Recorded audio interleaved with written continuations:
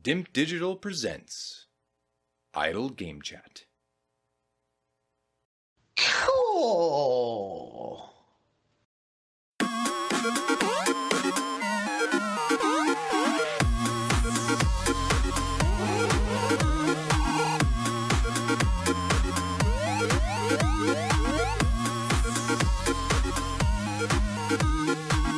Pokémon Pokopia. I've just been informed is how you say it, not Pokopia or any of those other things. I kept calling it Pokopia. Pokopia. I kept calling it that, and then but then I was correct. Well, I personally wasn't corrected by Yank, and the Yank was going, "It's not how you say it. It's Pokopia." Yeah, and when you actually look at it, it does say Pokopia quite clearly, but it's something that I just have to stare at it for a few seconds and then go, "Yep." But we're here to talk about the newest Pokemon. Well, actually, that's not true. Champions is out in the wild, and people aren't happy about that. So that might be something we never touch, because I don't think we're in the competitive scene. But I'm. Well, am I shocked? I don't know. With Pokemon, it seems so up and down. But we've got Pokopia here, and Adkins alerted to this as well. Both played it though, so an unusual. Yeah. Well, we've done Resident Evil, and now this back to back. Oh shit! We're hitting the 2026. Yeah, might have to bin it heavy hitters. Go back to 2010. I was going to end up having to buy it because of the boy being Pokemon mad, but I've got to say, I think it wasn't on my radar. It weren't in that little list to be played. Interesting. I think it was. I had it on the fringes, but did you? Was pretty. I thought, I don't know how this is going to turn out. No, and then the reviews come in, and I was like, cool. And then online they had that offer where you get a free cup with it, which still hasn't been shipped. No. I had an email about 2 weeks ago saying it's been delayed to May now. Like, yeah. So I thought they'd swindled me, because I was like, hang on, that fucking cup ain't arrived. Yeah, because I think when we bought it, it said while stocks last. I was like, oh, we've been funked. Yeah. But apparently they're still going to send them, so I don't know how they bollocks that up. But that was quite the tipping point. I was like, okay, yeah. And it comes with digital codes. I was like, right, I'm going to wait for that. And I was like, you know what? No. I do like these. I think they call them cozy games. Yeah, these type of games. I said I do like to dabble in these every now and again. It's risky because you sometimes run out of steam, but yeah, Pokopia also. I'm not a major Pokemon fan, but I know I'm familiar with it at least. But I suppose actually, cards on the table. Two things to ask or to clarify for the audience at home. Well, three things in fact. First of all, Pokemon experience. So I'm on the old train of just playing Pokemon Red, Pokemon Legends Arceus, Pokemon Go, was it? Back when that was the big thing. 2016. That's it, yeah. It was on that bandwagon. Was it me, you and George? I remember me, you and George going for a walk. Around like... Oh, we drove around, didn't we? We drove around. Did we go to South Church? There was like a gym by a church somewhere in Shrewsbury. That's right, We'll stop and knock these kids off their gym. Like four geezers just standing by a church with their phones. I was like, they're definitely playing Pokemon. Yeah. That's why I was like, this is fucking gone global, isn't it? That's it. So that's my experience isn't actually that in depth. But yours is a little bit different more recently, especially. You've done a fair few, haven't you? It's basically from... I played Red and Yellow back in the day. Yellow boots. And then that was it. I didn't carry on after that. I didn't... Sometimes orange. I think there was like gold and silver. I didn't touch that. Then it went on to like the Game Boy Advance ones. I didn't touch them. And I came back when... so 2016... Pokemon Go would have been a big thing, and I jumped on that. And then after that, must have been quite swiftly after, would have been Let's Go Pikachu on the Switch. Yeah. And Eevee, yes. So, and that was like a recreation of Pokemon Red and Green and Blue and Gold or whatever it is. But a very dumbed down version. And much more watered down version of it. Yeah, aside from the... Aside from the spin-offs, some of the spin-offs, like Mystery Dungeon, I think was one, and then there was a Tekken Pokemon game called Pokken. Pokken? I Oh, can't remember. Pokken or something like that. I've pretty much played most of the Pokemon Switch games that have ones. been released on Switch. So yeah, Shield and Sword, the first one, was that the first it's Switch? Sword, yeah, Shield and Sword, yeah, Sword and Shield. Then the Legends series, and then Scarlet and Violet, and then now the second ZA game, Legends game, played that as well on the Switch 2. Yes. So yeah, so the two Reviewing the main line. backlog if you want to hear it. Oh All yeah. right. So yeah, I've been pretty up to date, and then like I say, obviously my young Albert is the most obsessed kid ever with it. So it's Well, I saw Pokemon his every hours day. he's put into this. And He's finally. I get him down from bed. He's just rolled credits, 100 and whatever it was. He's only just rolled credits. Bless him. see if he wants to put it in the gallery. So yes, I was again under time constraint because I thought spoiler merchant. What we had with ZA, it started off with Mario. That was a disaster. Mario Wonder, wasn't it? Where he got ahead of the Mario game. Wonder. So this, yeah, like I say, I wasn't 100% sure I was going to play this, and then I knew I had to buy it because they'd been seeing trailers and they love Animal Crossing. And then as soon as I see the views, I was like, tell you what, I ain't going to begrudge buying this actually.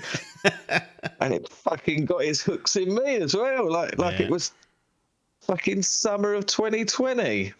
Yeah, no, I agree. It certainly has that element to it.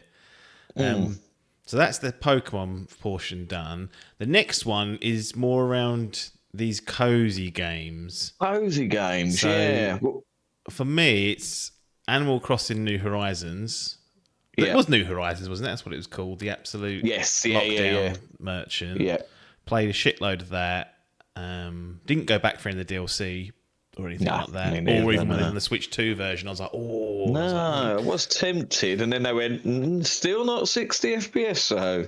Yeah, which this is. Very strange. So they've locked that down. If they're running this, and this looks better, comparisons, but if they can get this running on 60, surely they can get that, because slop in it. It's just lazy slop behaviour from Nintendo once again.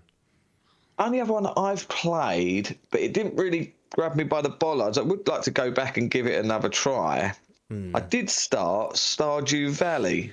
Yeah, I've not played that, but do want to, and that's another one that this has been compared to, at least elements to it. So that's the one I'm not familiar with, for sure. No, I've done about 3 or 4 hours on that Steam Deck, and like with this really did sink its teeth in, and I was playing it every day. Whereas that, I don't know if it's just the style of the game. It's like the sort of pixel 2D type thing, isn't it? Yeah. I don't know, but that one didn't grab me by the bollards. So, but I know people love it and they spend fucking hundreds of hours in it, and it's just one of those games where you can cozy. Minecraft, would you class that as a cozy game? Yeah, well, that was going to be the other one I was going to mention. It certainly is, and this certainly has trappings of that, because I'll get into that in a moment. But yeah, Minecraft I played a shitload of back in the day. I haven't played it for donkey's years now, but... What console do you play it on most? 360? Xbox 360 and then Xbox One, so I was still... Oh, did you? I never continued. I got all the achievements on the Xbox One. Oh, did you? It's not actually that hard. It wasn't. They changed them all, but it wasn't hard back in the day. Yeah. Dirty bastards. But yeah, that's definitely another touch point for this, for those that are sniffing around those cozy games. That's certainly one that that I played a lot of. So it's like Animal Crossing, Minecraft, Stardew Valley, and then the other one is Dragon Quest Builders, which I only played the demo of, but always wanted to go back and play the whole thing. They've done Dragon Quest Builders 1, Dragon Quest Builders 2, and I never actually went through and completed it or did it. But I remember playing the demo of 1 and like thinking, fuck me, this is a real time sink. Oh, really? Cool. Yeah, I mean, I was like up for getting it, and then just didn't. It's one of those things. Then as time goes on, it just. And is this the same team, isn't it, that made that? Or Well, not? see, Nintendo seemed to obfuscate all this for some reason. It's really Right. hard to get exact kind of work on it, but that's the kind of the rumor mills that because Omega Force helped build it and they did Quest Builders, Dragon Quest Builders 2 at least. Just trying to see if I can find. So that was with Square Enix, obviously. And Builders 1. Apparently, it's done by Square Enix Creative Division 3, one of their weird ones. So they got hands on it. Essentially, the rumor is that some of those people, if not the same team, did this, and you can kind of see that if you've dabbled in Dragon Quest Builders. But that's after playing this, I'm like, oh, does that make me more likely to go back and play it, or less likely? Because I may have well played the best version of that, and it's in a franchise I'm a bit more familiar with. So we'll see. I don't know. Maybe I'll have a look into that and see people that have played those, whether once playing this it's worth going back to. But I'm going to need a bit of a break. And then in terms of what we did, so we both played through like the story portion of the game. There is a story and a campaign to this with credits for those that need that. I've kind of dicked around afterwards, but not committed to any like long-term things. There was a certain Pokemon I was waiting for related to one of the events they did that I was wondering where it was going to turn up because the event had ended, but I'd built the habitat and it did, so that's good. But I'm not sure how much further I'm going to take it. And I didn't dabble in any of the online stuff either. There is online functionality here where you can have people visit your islands. I didn't dabble in that, so I don't know if you did, or so we haven't got any views on that. I didn't really understand how it worked. It never really sat me down and said, here's how you do it. So I never even considered to have it, but it's there. Yeah. You can invite people to come over one of your areas or zones or whatever you want to call it, and I guess they muck around. You can give, I think you can entice Pokemon who visit to stay by giving them like a star piece that you can build. Right, okay. But I haven't looked into it, so I won't go into it too much. No. I'll pause there and do the old store page nonsense so we can get a flavour. Now, this was taken off Amazon and under the product description because it was nice and... AI slop. Well, that's now. I was thinking about that, and I think it may well be.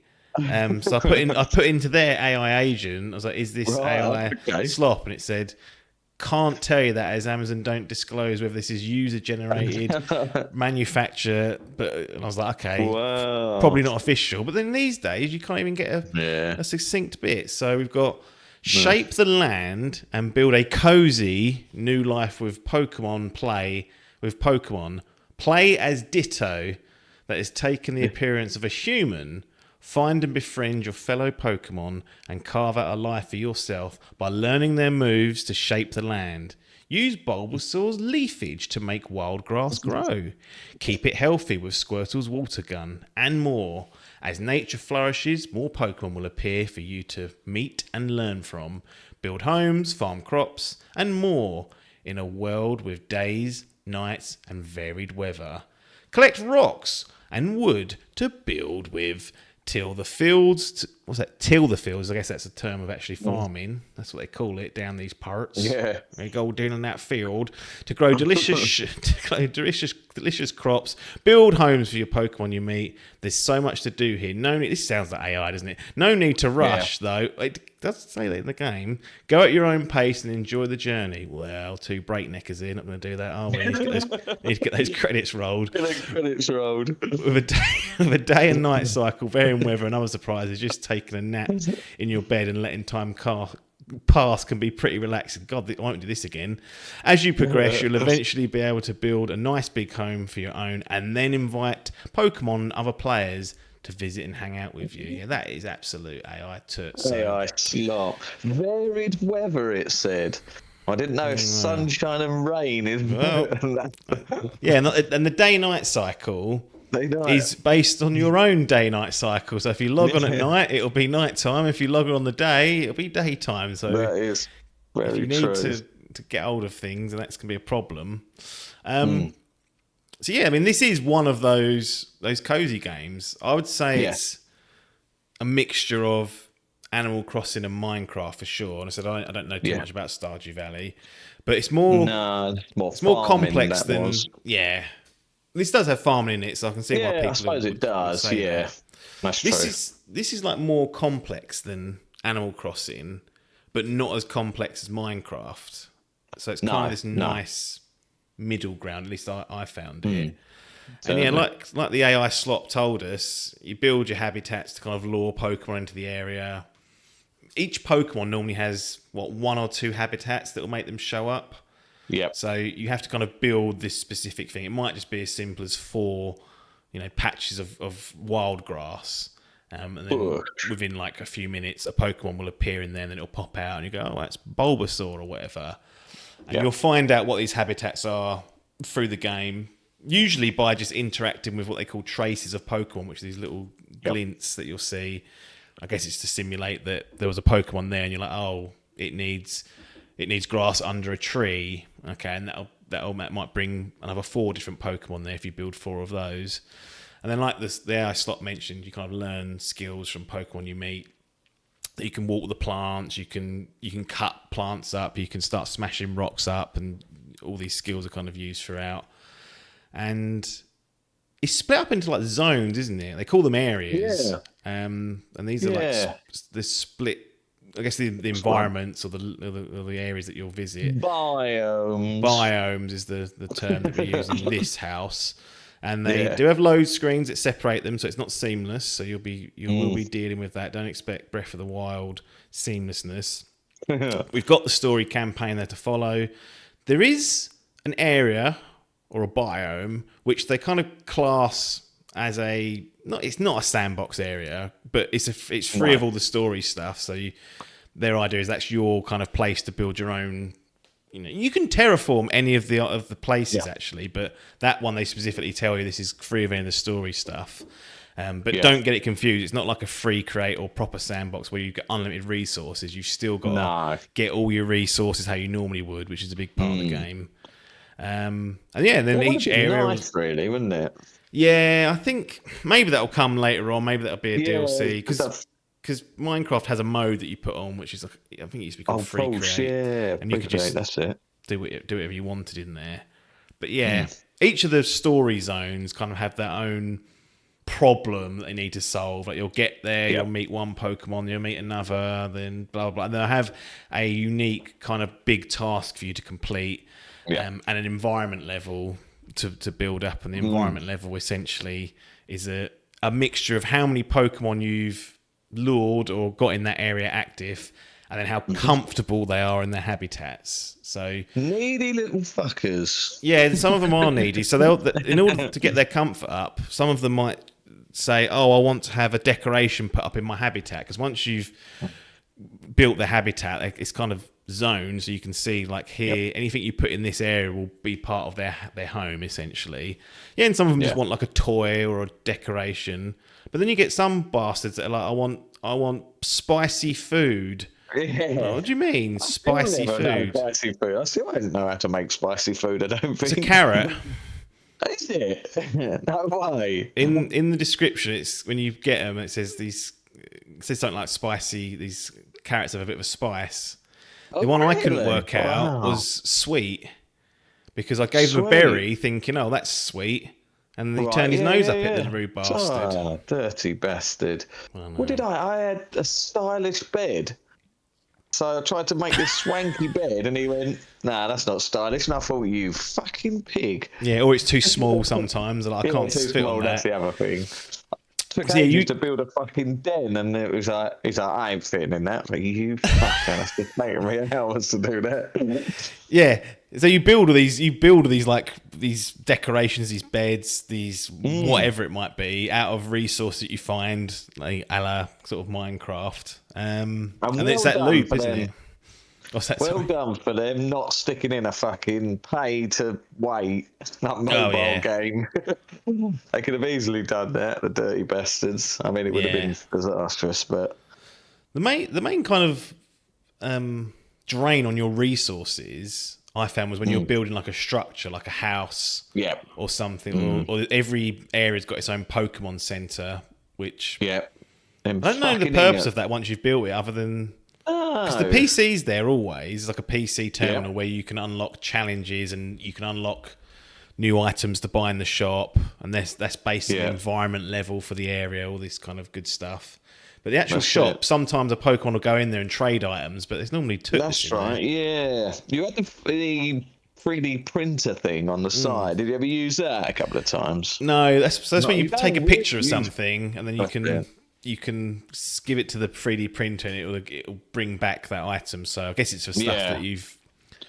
I don't know. If you need an item and it's not in if you can't build it, build it or buy it in your what's it called? Because you do some of the items in that PC, they can be limited to numbers, can't you? Like fucking hell. Yeah, you can't unlock or buy recipes for certain things unless you've got the environment level to a certain level. And some stuff you just find randomly. Other stuff, that's true. I don't know. The recipe I've never got, so I can never build certain things. But if you see it in the world, you can take a picture of it and then craft it that way, I guess. But I never had. And then there is a full PP. You can improve your PP for one day, but I'm sure you can only use that once. So again, the most pointless building in the whole game. You're building it. I think it does. Yeah, other than the 3D printer, I guess maybe it's something to lean on in the later game. But you essentially have to build one of those as part of the story, I think, in most of the areas. So you'll be doing that. It's pretty much every area, isn't it? Yeah, it does have one, and I did it. So yeah, that's where a lot of your resources would go. Yeah. And there's each Pokemon, not each, but a lot of them have like a skill or an ability that they don't pass on to you, but it allows them to help out with certain tasks. So building is one of them. So you've got these builders that you need in order to build, a certain structure. You need to assign that Pokemon to it. So you kind of get use out of the more Pokemon you get in each area. It seemed like some of the Pokemon was like not locked, but they were kind of locked in that you needed like red grass, which only grows in rocky ridges for certain Pokemon. But you could just pick up that red grass and put it in another area and lure them that way. But there are kind of like soft, kind of not restrictions, but suggestions on where you should lure the certain Pokemon to come in. But of course, when you build these items and you have to use each individual Pokemon you have to bring them to the structure and then assign them to that. It was only at about hour 30 I realised you could get more than one person to follow you. Oh, I'll tell you what, that is annoying. Individually going one after the other. Yeah. And then, finally realised I was like, I could just get them all. I could have just done one lap and get 5 of them to follow me, and I would have done that.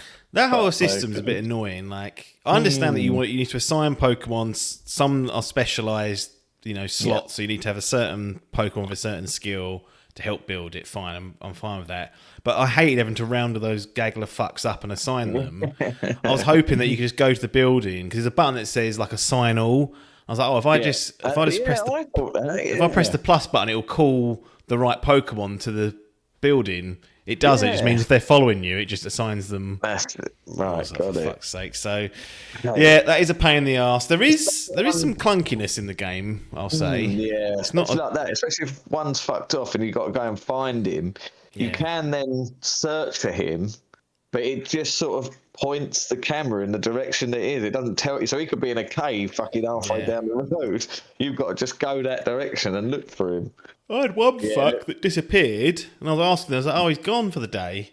To get him back, I had to go to his habitat and drop some honey, and then that's right. They come back. So there is just weird things like that, and I'm like, where's he gone? Why is this? I need this fucking, what's that big long fucking rock? Onyx. I needed him. Yeah, he kept fucking about. I was like, where are you going? I know he's got a bit of a shit habitat. Yeah, he's just sort of in the corner of mine because he needed somewhere dry, I think. And that fucking zone gets pissed on every 5 minutes, so he weren't happy there. But there is some kind of clunkiness to it. Like you mentioned there about having to manually assign the Pokemon, and that is an annoyance. I don't think you should have to be doing that. I wasn't crazy about having to eat to upgrade some of your skills. So one of them is like to smash blocks up. So that's how you can terraform. Yep. You can smash up the blocks, and then you can pick up the blocks and then repurpose them. And that drains like your PP level over time, which is essentially your energy. And you just eat you eat like berries that you get off trees to replenish that. That bit's fine. But then in order to like mine certain blocks that have ore in them, you have to have eaten, I think it was a loaf of bread or something. That's and you had to cook that, so you had to go and get ingredients for that, then get a Pokemon to come and cook it with you, then you ate it, and then that would drain every time you used it, regardless of if you were using it on a special block. It would just go down if you're using it on grass. And you have to then, the only way to replenish that is to eat again, which means to cook the bread. And I was like, oh, for fuck's sake. So there's a lot of bread being baked at one point. Oh, and actually, I think it's not that. I think it's hamburger. Hamburger, which you make out of beans. Yeah, that's right. Yeah, you put peas in the oven. Is it the oven? Yeah. Yeah, so, what's the soup's the grass, is it? That's it, yeah. Make more grass or the water. Yeah. There's some weird stuff. Like, to be honest, the only one you need is the one to smash the blocks that have got all of them. Because the others, you could just make things slightly easier. But that was a bit annoying to kind of having to keep re-upping that. I thought it was going to be permanent. Like, once you've had it, it'd be permanent. But that's it. Yeah, that would have been good. It bloody well wasn't. No. Also, I had this weird bug where my character just kept walking forward and I couldn't stop it. I had to undock it, desync the Pro controller, you undo the Joy-Cons, take over control that way, put them back in, then put it back in the dock, then resync the controller, and then I could control him again. But this really weird That's the only thing I had wrong, so it wasn't really a problem. But I had no crashes, but it's mostly bug free. But it's a bit strange. Yeah, it's pretty bug free. Yeah, I feel like I had a bit because I thought that I was like, oh fucking hell, I ain't got Joy-Con drift have I or something. I thought the battery had gone or something on the controller, and it just that's how I've had it before. Forward. But it wasn't. So strangeness.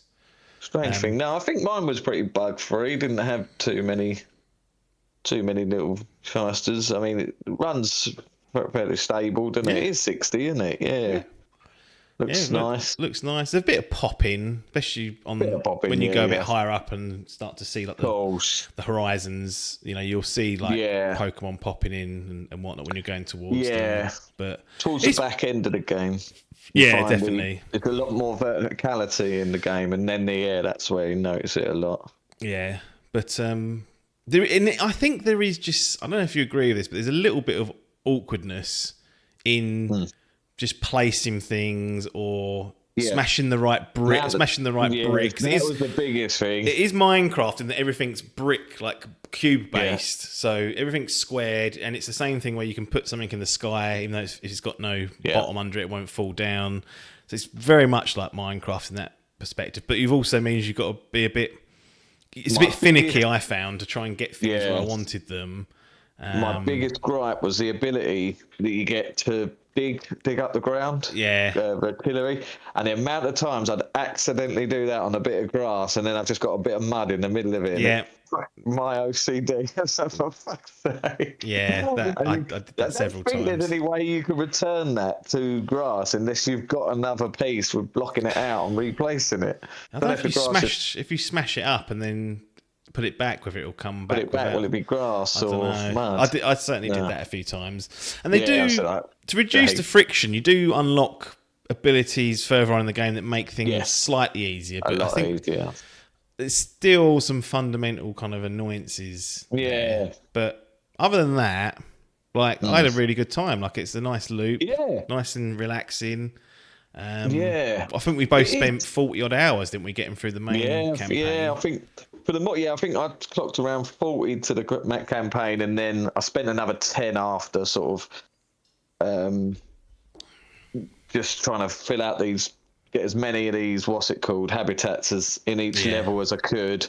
And then that's what I was like, I'll pop in and have a look. And then each day I'd sort of pop around, go around each biome just to check and see if any of my habitats were shaking. Yeah.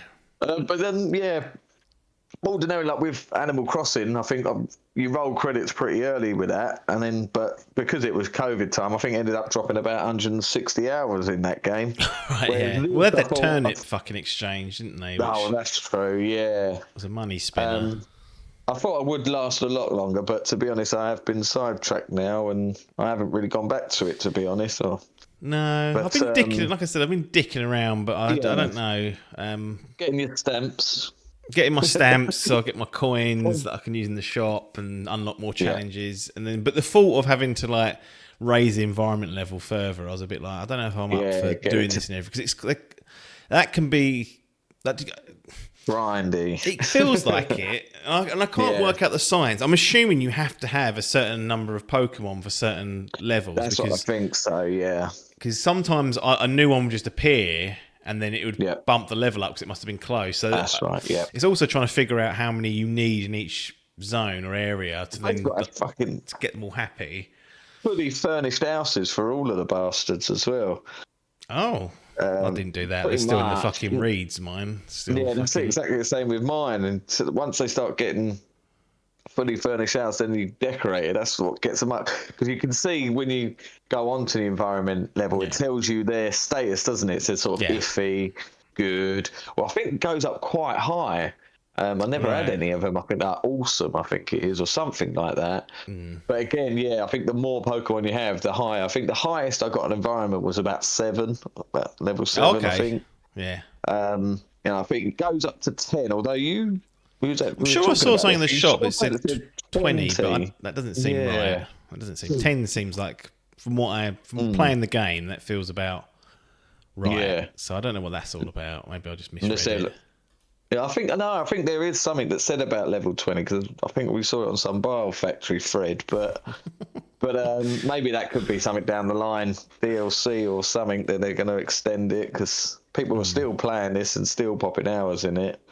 Yeah, and there's people making shit as well. I've seen like how people have like terraformed and changed. Like this does have that Minecraft element to it, where you could make some awesome shit. The only downside of it is anything requiring power and electricity. Yeah, you've got to have these horrible, great big fucking wires everywhere. Like that's true. Yeah, I've seen people trying to build them underground. It's like takes a lot of faffing. So they have all the wires and that underground. So you've got to dig an underground base and then have everything. That's a lot of work. I've seen some brilliant farming things as well. So people have like these constructions where the water grows the plants and trees, and then where it moves, it sort of takes everything off of the trees and drags it to the front. It's incredible. Yeah, it's like an automated like farm. I've seen that as well, and I'm like, I didn't even think that was possible, but it's a lot there. Like if you want to get involved in all that stuff. Yeah, I've never sort of been one for being that creative to do that sort of thing. I'm not. That's why I liked the story element to it, with like the carrot on the stick of do this, do that. Okay, you kind of sorted out that area and you move on, and even like the environment stuff, there's something to kind of aim for there. Yeah, because too many times you'll just do stuff for the sake of it. Like Animal Crossing did have like a campaign, but it wasn't really story based. The story to this, I mean, the crux of it is that you kind of awake after a long slumber as Ditto, so it's a Pokemon that can transform. That's how you kind of take on the skills, and you take on the form of your trainer, who you remember from doesn't state however long ago, and everyone's kind of, you've woken up and you're like, what the fuck's going on? There's hardly any Pokemon around, which is one of the reasons why you're trying to rebuild the habitats and bring them back.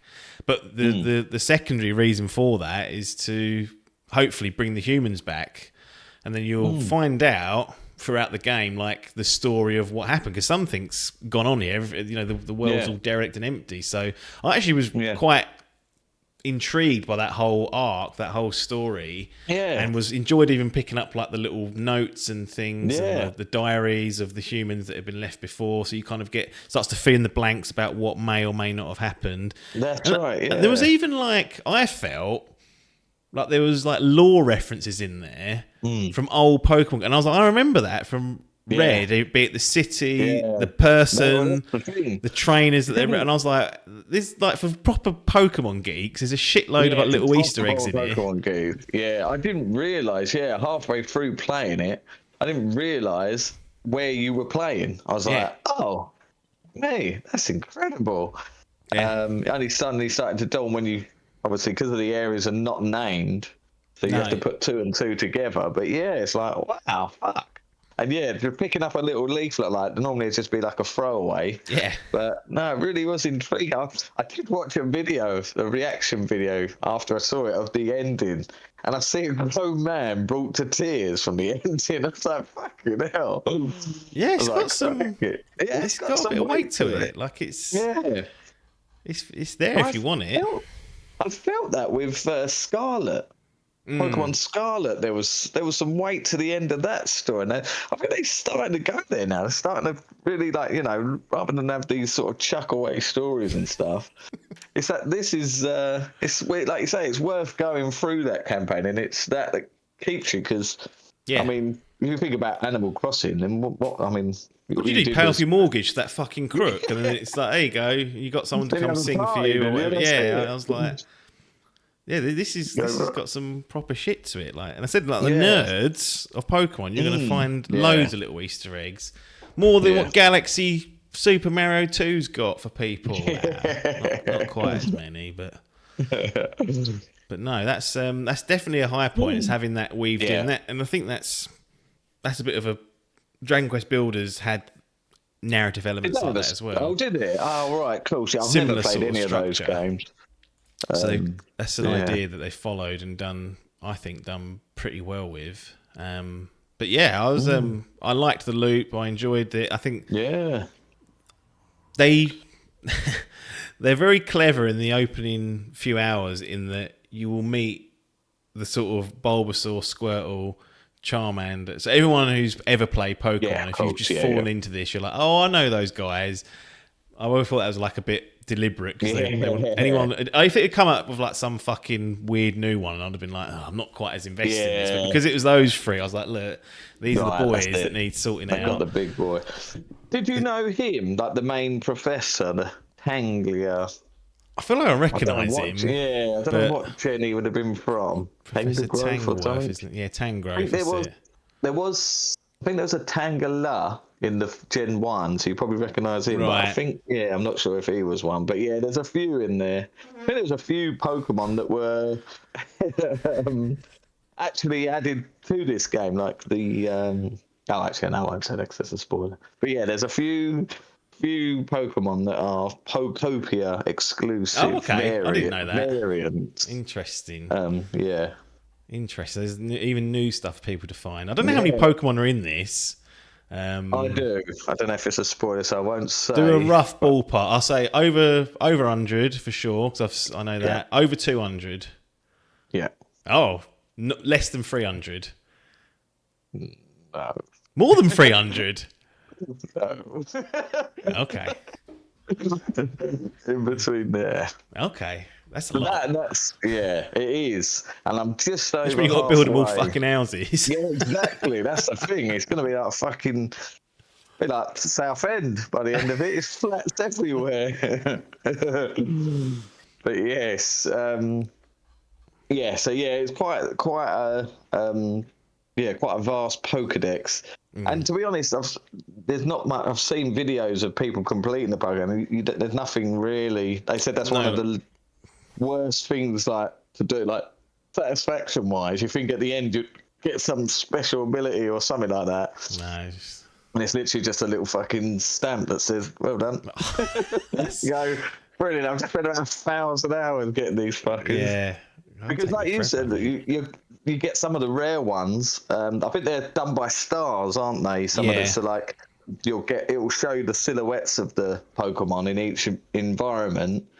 But that doesn't mean like you stick up the third version of that. That don't mean he's going to be popping up in 10 minutes. Like you say, you can just whack that out and...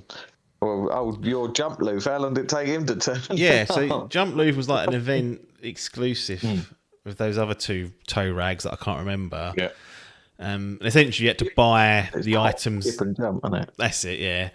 You had to buy the items that little shit was selling in the Pokemon shop during that event month. And in order to get those, you had to go to the Dream Islands, which are basically islands that you can visit for resources, essentially. So Because I don't think a lot of the resources populate in the areas. Some smaller stuff, but I don't think the ore and stuff does. So I guess at some stage, if you really want to hit it hard, you have to go to the Dream Islands, mine, and come back. But during the event, there are also these spores there cotton spores that you could buy. You could only use to buy off this little tow rag in the fucking shop. And then out of those items, you could build a habitat for him and his, I don't know if they're brothers or sisters or cousins or evolved. Yeah, I think it's 3 evolutions, I think. That's it, yeah. Of one, yeah. But anyway, I put 3 of them down and I was like, right, that'll cover those 3 for the event. The one that was in the shop just appeared in a different environment after it ended. I think that's because it ended and I was in a different area, and I was like, okay, fair enough. Yeah.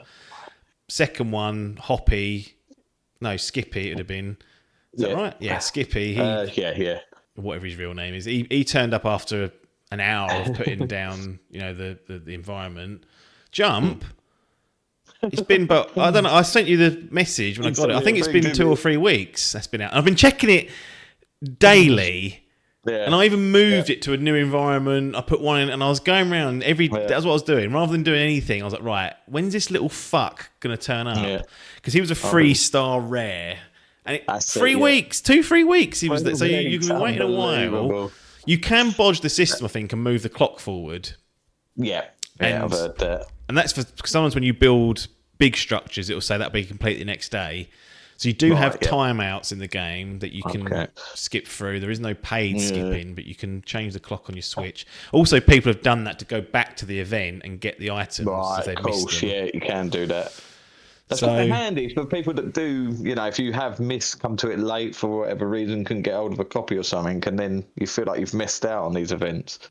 Good that they haven't, blanketed them off. You can just go back to that date that they were around and then do it. That's pretty cool. I'd rather let you do it in game though, rather than having to swap around the Switch. Exactly. Yeah. It's annoying. I've read that people have organised people to visit their island with those items, and they've taken a picture of them and then used the 3D printer in their world to get them. So that is one way around it, but it's a lot of fucking hassle. It's nearly worse than queuing up for turnips for 3 hours in the morning. That's true. Get your Sunday paper and sit down with that. Oh yeah, remember that. I wish there was a way you could change the time of day in the game, because when I was playing of it, I'd be going to work. I ended up taking days off just so I could catch some. It cost me money to play this game. Yeah, because some of the Pokemon only turn up during certain times of the day. Exactly, yeah. So where if I'm going to work and during the day, not getting back till sort of 5-6 o'clock. It's dark. It's dark. That's it. I can only play in the dark then. I'm like, oh, for fuck's sake. I had the opposite problem because I was playing in an afternoon or whatever, and then I was like, hang on, why is this fuck not turned up? And it's like, 'cause I haven't gone into the game when it was nighttime. I was like, right, of course, yeah. I was staying up late to do it. Weather dependent as well, weren't there? So I mean, like I said earlier, there isn't very much variation in weather. I think it literally is just wind and rain. Rain, isn't it? Rain and dry. They could have stuck a bit of snow, a couple of wind storms. Yeah, there is thunder. I think that's a specific moment. For is thunder. Yeah. I think I haven't seen it happen on its own, but rain's get the them main tornado feathers. Yeah. couple of they should have massive storms that rip through and break all your shit. That would be cool. That would be cool. Imagine that kind of coming back on, going, they fucked my whole environment. I spent 18 hours building all that. That'd actually be annoying, I think. But that's one annoying thing, that you do get legendary Pokemon in this game, but they don't. Where the others, you build habitats for them, you collect these ones, and then they fuck off. They're gone, They don't hang around, do they? No. That's what's legendary about them.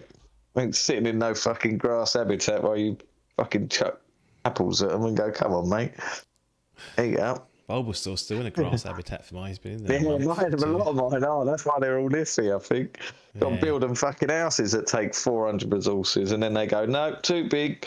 No, I'm not moving in until you've got at least 3 bits of furniture in there.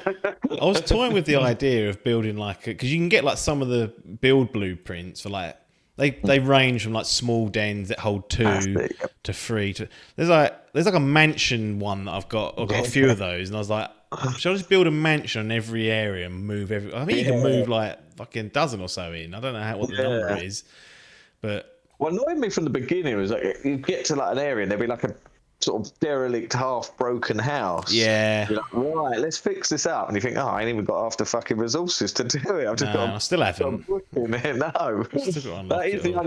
the only that is one big downside I'd say to this game. Is like it sort of implements you to go off and go and search with people, but you do want that sort of time to go off and build this and build that. But I'd argue the best time to build the game, like build and do that sort of thing, is once you've rolled credits, which is like 40 hours into the game. Yeah. So for people that want to sort of complete every area and build it up as best they can. Hall stopped playing it now. I think he got annoyed with the building mechanics. Did he? But he was doing that. He was like, I think he got like the first design up to level 8 or something. Oh, really? And I was blimey. Hall, Yeah. you're going to unlock. It's going to be a lot easier once you've finished it. And it does have that problem where, because it gates things off through the story campaign, be it skills or resources or things. You are just better off, not dry cocking it, but just working through the campaign swiftly. And then when you want to make a good go of making it look nice, then do it. Whereas I was just like, I'm going to do what I can with what I've got to get the minimum, and then go on the assumption that it's going to be easy when I come back. And it absolutely was. When I had to return to do certain things, I was like, oh yeah, that's a piece of piss. I've got loads of this. I've got this blueprint here. So I kind of get it, but also, if you do feel like the more, because I spent a long time in the first zone as well. I wasn't really making much progress, and then I was like, what am I doing here? I wish they'd unlocked your sort of own personalised area at the end. Yes, that's it. Exactly. That's what it would have been better once you've got all your resources and stuff. So I remember in that first area, I tried building this house. It's massive. I was like, right, I'll make a big mansion. I got to the roof and I thought, I ain't even got any roof materials. No. I just had a flat roof. It's like, oh, fuck. So yeah, that would have been a great idea, unlocking that sort of area. And then, it would have been even better if it had give you unlimited resources. But like you say, by then you've unlocked the abilities and stuff to make it easier. But it was a bit of a weird structure, I thought, that way, where they sort of, I think that's common. Like, I remember, it's more common in like proper survival games. This is not a survival game. There's no combat whatsoever. There's no hunger meter. This is no Minecraft with fucking creepers trying to blow your bollocks off everywhere you turn. This is not. There's nothing to fret here. You can even jump off really high and just fall into like a ball of like a flat ball of squidge and then reform. The only thing that seems to hurt him is lava, and you can sort of drown, but you just reset to the nearest area. Reset. But it was a few little things like that. Oh yeah, those like survival games that will happen in those as well, because that's part of the grind, is to get better gear to take on better enemies. Whereas in this, there's a balance. If they gave you everything to start with, you'd be like, I don't know, what would you do? Yeah. Would you be too distracted? Maybe they want the carrot on the end of the stick to move you through. Because I said there is a decent little narrative here to work your way through. I mean, like say, it's taking us 40, 50 hours each. You could shave 10 hours of that from my dicking around. Yeah. I think you could even shave 15 off if I was a bit more efficient. But you just proper mainlined it. Because you get like side quests and requests from Pokemon, like things that you don't need to do. Course, you can do those as well, and they'll have like rewards and new blueprints and things like that. So there's a lot to be getting on with for people. Definitely. And it does have that creative, if you've got that creative spark, you've got a lot of flexibility, more than what I had anticipated. It wasn't until you look around afterwards and you think, fuck my old boots.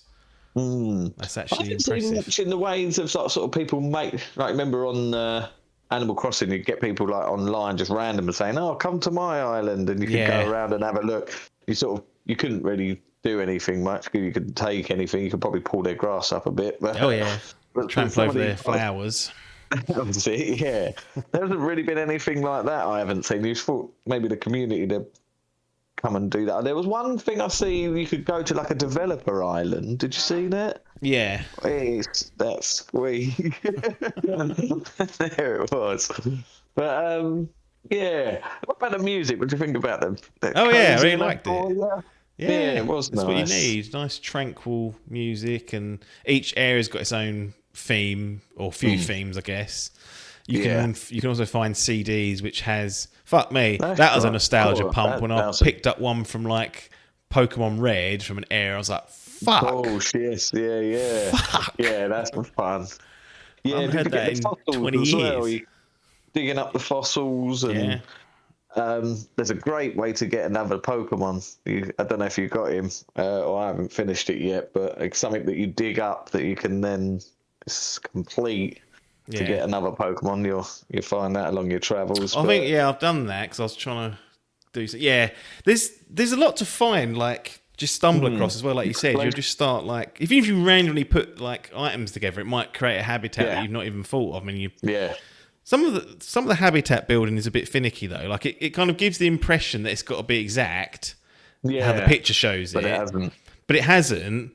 But then sometimes it has got to be more specific than you think. Like the cable of something needs to be close to the laptop, or the laptop's got to be on the table. It makes sense, but it kind of goes from you can put it in any order to actually this thing needs to be connected to that, or it won't work. So, so in the end, I just copied what the picture had, and then I knew I was right. That's what I was doing there.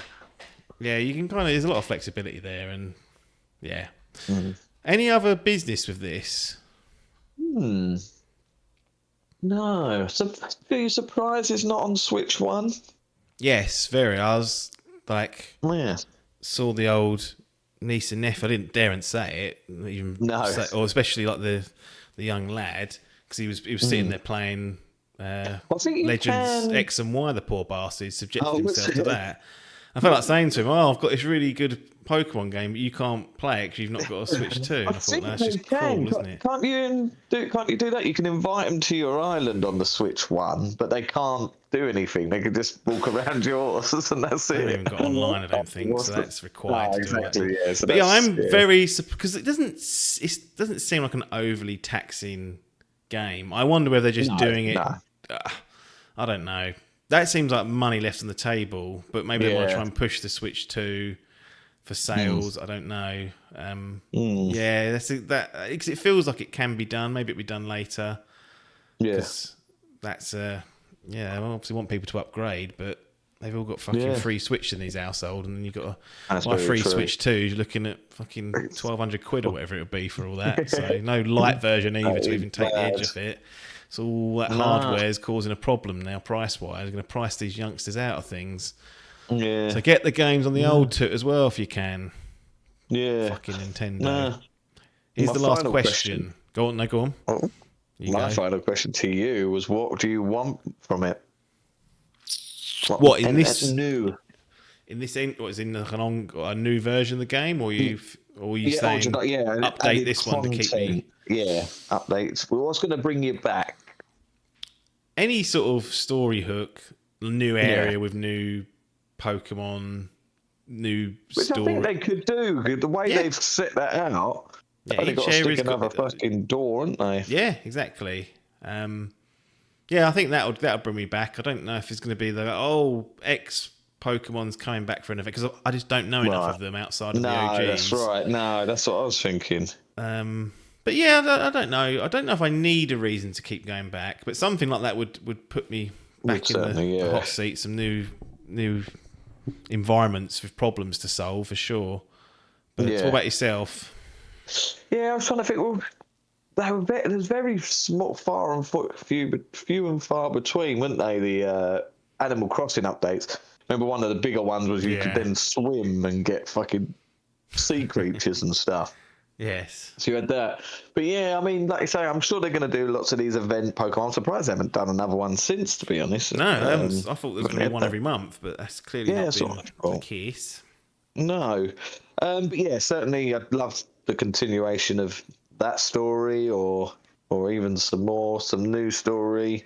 A new world would be great. Yeah, if they could. I think they do plan on sticking with it and doing stuff, but yeah, I suppose it is still early days, to be honest. But I'm really enjoying my time with it, to be honest. And I've had me feel. The boys still go. I'm still seeing it every day because he's constantly bringing it to me, showing new stuff, and I'm like, Has he Right, found I've never stuff that you seen- didn't? Loads of stuff because he's been on it a lot longer. Mainly like Pokemon, like Yeah. more Pokemon and stuff. He'll go, "Oh, have you got this one?" I go, "No, I ain't, you little bust." Yeah, because it works differently from Animal Crossing. Because Animal Crossing, you have to share an island. Yeah, which is very this on the handy. same device will have your own save, which I always thought Yeah. was the way that Animal Crossing should have worked. But it was like, no, Yeah, if you're on it this should have Switch, been. you're all at one island. That's it. So I've got 3 versions of Animal Crossing sitting over there, for fuck's sake. Not that I'll ever probably play that again. But yeah, no, it's good that they've done that because he can play it to his heart's content, and Yeah. just glad that the old Switch 2's getting a run out for him. Yeah. Sit there collecting dust, but no, it was an enjoyable experience, and like I said at the beginning, just wasn't one that I had an eye on it. Of course, it's a Pokemon game coming to Switch, but I certainly didn't anticipate being that invested that I was, and I didn't anticipate having as much fun as I did playing it. No. Because when I saw the And trailer, it just looked. I was like, that. The idea of it seems good, but Ditto looks really weird and off-putting. But yeah, as soon as I got hands on it, I was like, nah, this is in that. This is in the charming. You've charmed me, you've tried. young Dawn. Wasn't even Dawn, was it? My final question. This will lead into the formalities. Yeah. Is this the best Pokemon game you've played in a while? It's completely different. It is completely different. Yeah. Is it up to the Adkins standard, or does he like his gym battling? I mean, I don't know if it was good or bad not having battling. I think because I'm so droned into Pokemon fighting each other, like every game I've ever played of Pokemon is some sort of battling. It was weird playing a Pokemon game where you're not battling. Yeah. So, Everyone's I'll be friends. sitting They're all there- loving each other. all That just loving proves them, what an awful influence humanity's been on the Pokemon. Exactly. It's some sort of meta story being told. When they left their own devices, they're like, oh, let's all just be friends and build up the environment. Dirty humans come along and go, right, get in this fucking ball and I'm going to chuck you over here and you're going to kick the shit out of Psyduck. Do we get a Power Worldopia where they take away the guns? Maybe. and the Power World get a Utopia. I mean, it's It's a a very no good from me. It's a no. I do prefer the traditional Pokemon games. Yeah. In this sense of going through the story. I mean, the generic story is going through the different areas, the different they called elements of the Pokemon, and collecting their gyms and fighting the Pokemon till you get to the top 4. I quite like that. This was a breath of fresh air. This was a good. Yeah. Was it the best? I suppose out of what I've played, what would I probably say? Probably between Scarlet. I really did like Scarlet, certainly towards the back end. To say Scarlet was the benchmark, Yeah. it's quite close for me between the two. Grown men to tears. Yeah, grown men to tears, and it was just a nice, cozy, different experience. But as a game as a whole, I mean, Scarlet had its faults. Ran This like has donkey aids. some. Yeah, run like absolute donkey aids. Yeah. It really did look like donkey. This looks lovely, lush, bright colours, keeps you invested. Yeah. I think you can play it and listen to a podcast if you really want. You ain't got to do. I mean, There's if no you just voice want acting you're going to miss out on, that's for sure. We know that. It's a Nintendo Witch game. Brain. Nah, it could be. It could be the greatest Pokemon game played on that Switch. Well, let's do the formalities and then maybe give a clearer idea. So I think I won't assume, but Gaming's Gallery of Games, we've got the option for it to go into the gallery and then be awarded with platinum, gold, silver or bronze, but it can go in the self-storage outside. I'm not putting it in self-storage.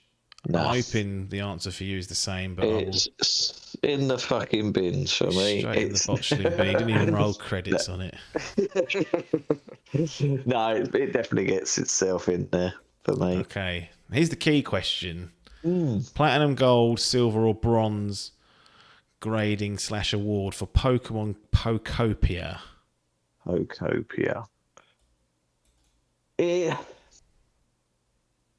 I'd love to have give it a gold, but I think I'm going to stick with a silver. I think, just because Shit of on it. how, yeah, shit on it. Just because I thought it would have grabbed me longer after. I think in typical fashion with these Pokemon games, I tend to sort of breakneck them and sort of stick with them for sort of 40, 50 hours or whatever.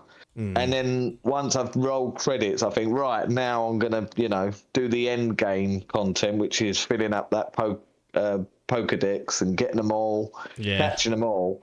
And then inevitably I'd do it for like 5 hours and then get bored and move on to the next thing. Yeah. And I don't know why, I felt because of how I'd played Animal Crossing, I thought that this would have lasted longer. And I think the drop off after I'd rolled credits, I was sort of done. And yeah, didn't really feel the need to come back. Yeah, there wasn't really much there calling for me. So that, yeah, maybe that's just what tickles it from being the ultimate gold for me. Yeah. And yeah. I mean, like I say, what was there was great. I thought it was the story blindsided me, to be honest. I didn't expect a thought-provoking, interesting story from what's essentially being touted as a kids' game. Yeah. Exactly. So yeah, it's a very, very, very strong silver, I'd say. And Potential. I wouldn't argue if someone put it as a gold, but Well, I'm could go one gonna higher, give people my, are saying here. yeah, I'm gonna Go stick with a silver. a silver for Pokopia from Adkins. I am going to give it the gold that it deserves. Deserved. There is some awkwardness to it and clunkiness, Yeah. but they do alleviate it through the skills you learn and whatnot. And the eating thing's annoying, but you actually don't have to do Yeah. it that much. And it's easy enough to... You could just stock build 60 of those burgers or whatever they are, and then you would never need to do it again. So Doing a lot. yeah. So even those like shortcomings, but like we spoke about the story, just the loop, the reason to go out and play the game, to work through it, was a much better hook than what I thought Animal Crossing New Horizons had. Yeah. And it's, Pokemon's, Back, baby. I sort of like a franchise that I want to enjoy, but the games always seem to be in the mud in some way. Yeah. But Has this made you think more about maybe playing something like, No. because it was weirdly released very, very close to, they did a Switch version yeah. of, was it Fire Red and Leaf Green? that's the only, to answer your question and cut you off at the same time, that's the only thing at the moment I'd consider doing, is playing those re-releases Remake. of whatever they are. Okay. And I'd probably do Leaf Green, since that was never Would you, available in the West. No. It was blue, wasn't it? It'd have been Yeah. Blue. Yeah, they went green. It was green and red in Japan, wasn't that's it? it, yeah. So, yeah. So that's what I would consider doing, but Legends X and Y, or Z and A, what it's called, I think that ship's kind of passed. Arceus I would go back to if they it's got done a the- Switch 2. I've got the cartridge here if you wanted to borrow that at some point. That was sitting on a silver, wasn't it? So Yeah, that's along with silver, Scarlet yeah. and yours. So it's sort of in the same bracket. It is in the thing, yeah. Yeah, I mean, like I say, I do enjoy those type of games more. Yeah, than than what, this. but yeah, it's very close for me. Yeah. Very close for me. I think for me, like the Donkey Kong Bonanza, I think I gave a silver to. I enjoyed this much more than that. Cool. Mario Kart World down in the bronze category. This is the greatest Switch 2 game for you. It's the most fun I've had since I've had the console, for sure, like easily. And it was a nice, because it came out quite whilst we were still playing Resident Evil Requiem. Oh shit! And this was a really nice juxtaposition between just that hell, that constant hell. Yeah. And this, I was like, this is so much more appealing some days, just to work through these fucks. Animal Crossing came out the same day as Doom Eternal. Do you remember? Yeah. There was like a couple of little like things. So yeah, and this is Resident Evil and Pokopia, two different ends of the spectrum. Indeed. I wonder if old Paper's going to get. I know he's snarled up with long projects on that Switch too. I mean, he's missing out on a peak Pokemon experience here. Yeah, and he loves shit like shit like this. Yeah, I can imagine cozy. this. Yeah, I have to get on his case and say, you need to take a look at this. So take a look at that. But again, he doesn't like buying these games where you don't get. I mean, this is one of the weirdest things I've seen. So this game had a physical copy with a physical cartridge, but that cartridge is a game key. Yep. So the game does not belong on that cartridge. I mean, what's the point? Wow. It's mental. I mean, and that Paper's brain still ticks that off as a no. Can't have it because the game's not on there.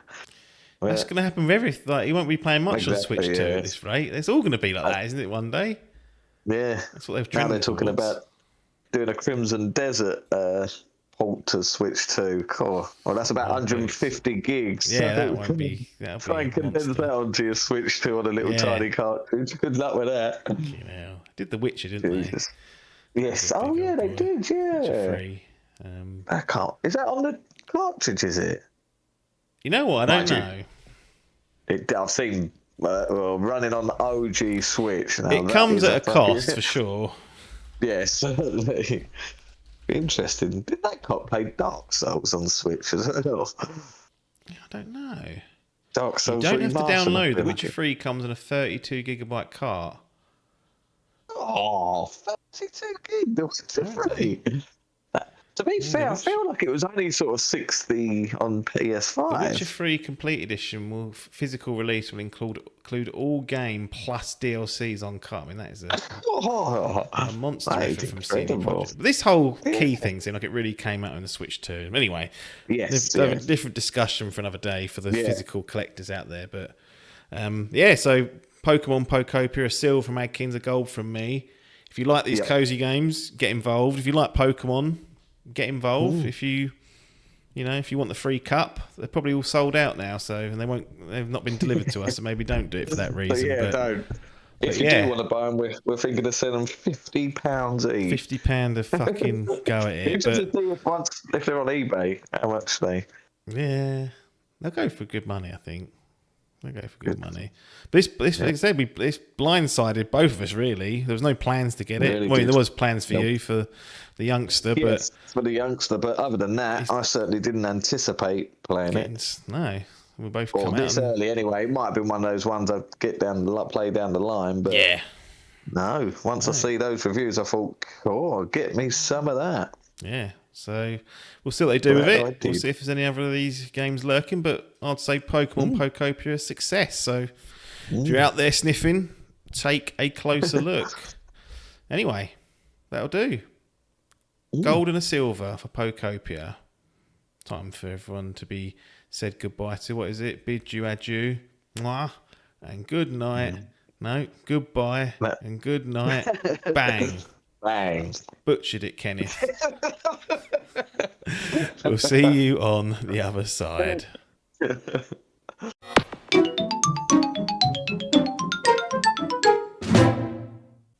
Coffee talk. According to this, I think they're called Toj Productions, the developers. They're from Indonesia. So I did a little bit of research on Coffee Talk. This game came out in January the 28th, 2020. So it's a little ways old, talking over 6 years at this point. It might even be out on mobile by the time this drops. There's a pending release date for 2026 for mobile platforms. And you could probably attest to whether that's doable or not based on the game. But Coffee Talk. Let's start with the easiest thing. How big a fan of coffee are you? I love coffee. It's somewhere between caffeined, 2 and 4. Caffeinated, or you not decaf? Caffeined, instant coffee.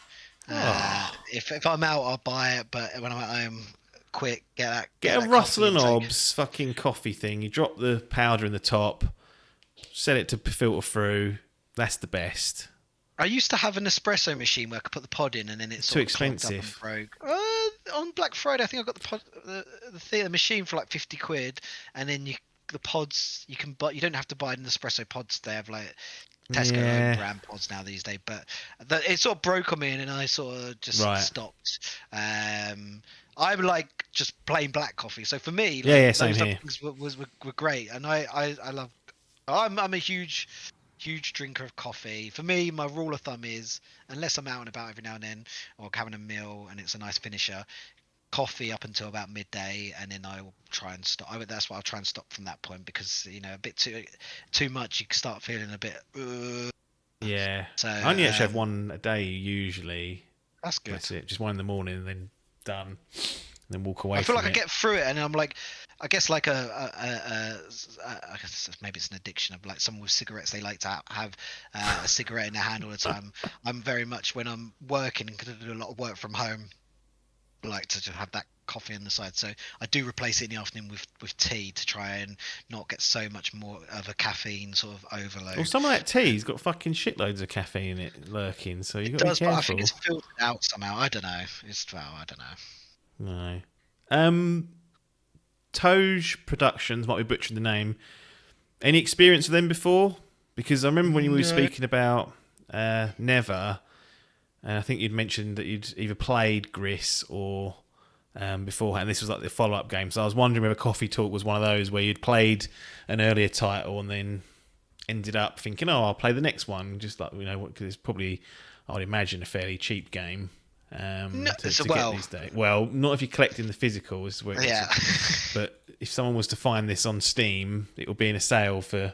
There it is for the video viewers. Pack 1 and 2. Pack 1 and 2. Interesting. Yes, I've got Coffee Talk 2. So who knows? Another review coming soon. We'll see how this review goes. Interesting. So is Coffee Talk anything to do with coffee? Yeah, it's everything to do with coffee. Okay. I think before we get to that point, though, it's probably worth me winding back to how did I get onto Coffee Talk. Yeah, I never even heard of it. Yeah, nor had I until recently. So I was going through a period where I was playing a few longer games like Red Dead, and I'd done Red Dead 2, that is, and I'd recently done a playthrough of Pokemon Scarlet and Violet, which was like I'd spent like hours, and I'd spent Pokemon. What's the last one? The ZA or whatever it's called. I spent another sort of 30-40 hours in that game, and I was a bit burnt out on a few longer games. I wanted to play a few more indie games, but I wanted a bit more sort of chilled indie games. So I was sort of, as you do, just Google online. And for me, I'm a quite a big physical collector for Nintendo Switch games, so I wanted to do that. And so I was looking for like I sort of Googled cozy Nintendo Switch games, and then you get all the normal that are physical. You get the normal stuff that pops up like Stardew and all stuff like that, but that's once again a big time sink, and that's not what I wanted. And there were 2 games that came off the back of that that sort of research. That wasn't big. I just looked at one website and had a list, but one was Stray, which we've spoken about recently, which is the cat game. I thought great, I can pick that up on the Switch and physical. And the second one was Coffee Talk, and I went, okay, we'll get that one. I think I had an Amazon voucher or something like that. I was like, we'll do that, and we'll give that one a go. I'm all up for playing a game it says 4 to 5, 6 hours. It says on Nintendo I spent over 7 hours playing Coffee Talk, but I suspect that's because I paused at points and walked away to go to the toilet and maybe left it running for 30 minutes. I'm more than up for paying for a physical copy of something that's only going to last 4 or 5 hours, if that's what I'm going to get, and if I like it, brilliant. A bit like I did with Gris and then Neva, and then I could then follow the studio. And this was lucky enough, they did a double pack, so you actually technically getting 2 games, which is Coffee Talk 1 and Coffee Talk 2, and I'm sure there's a third game on its way out soon that's been announced. I think it's called Coffee Talk 3, which is based in Tokyo. So these are based in Seattle, I think, in America.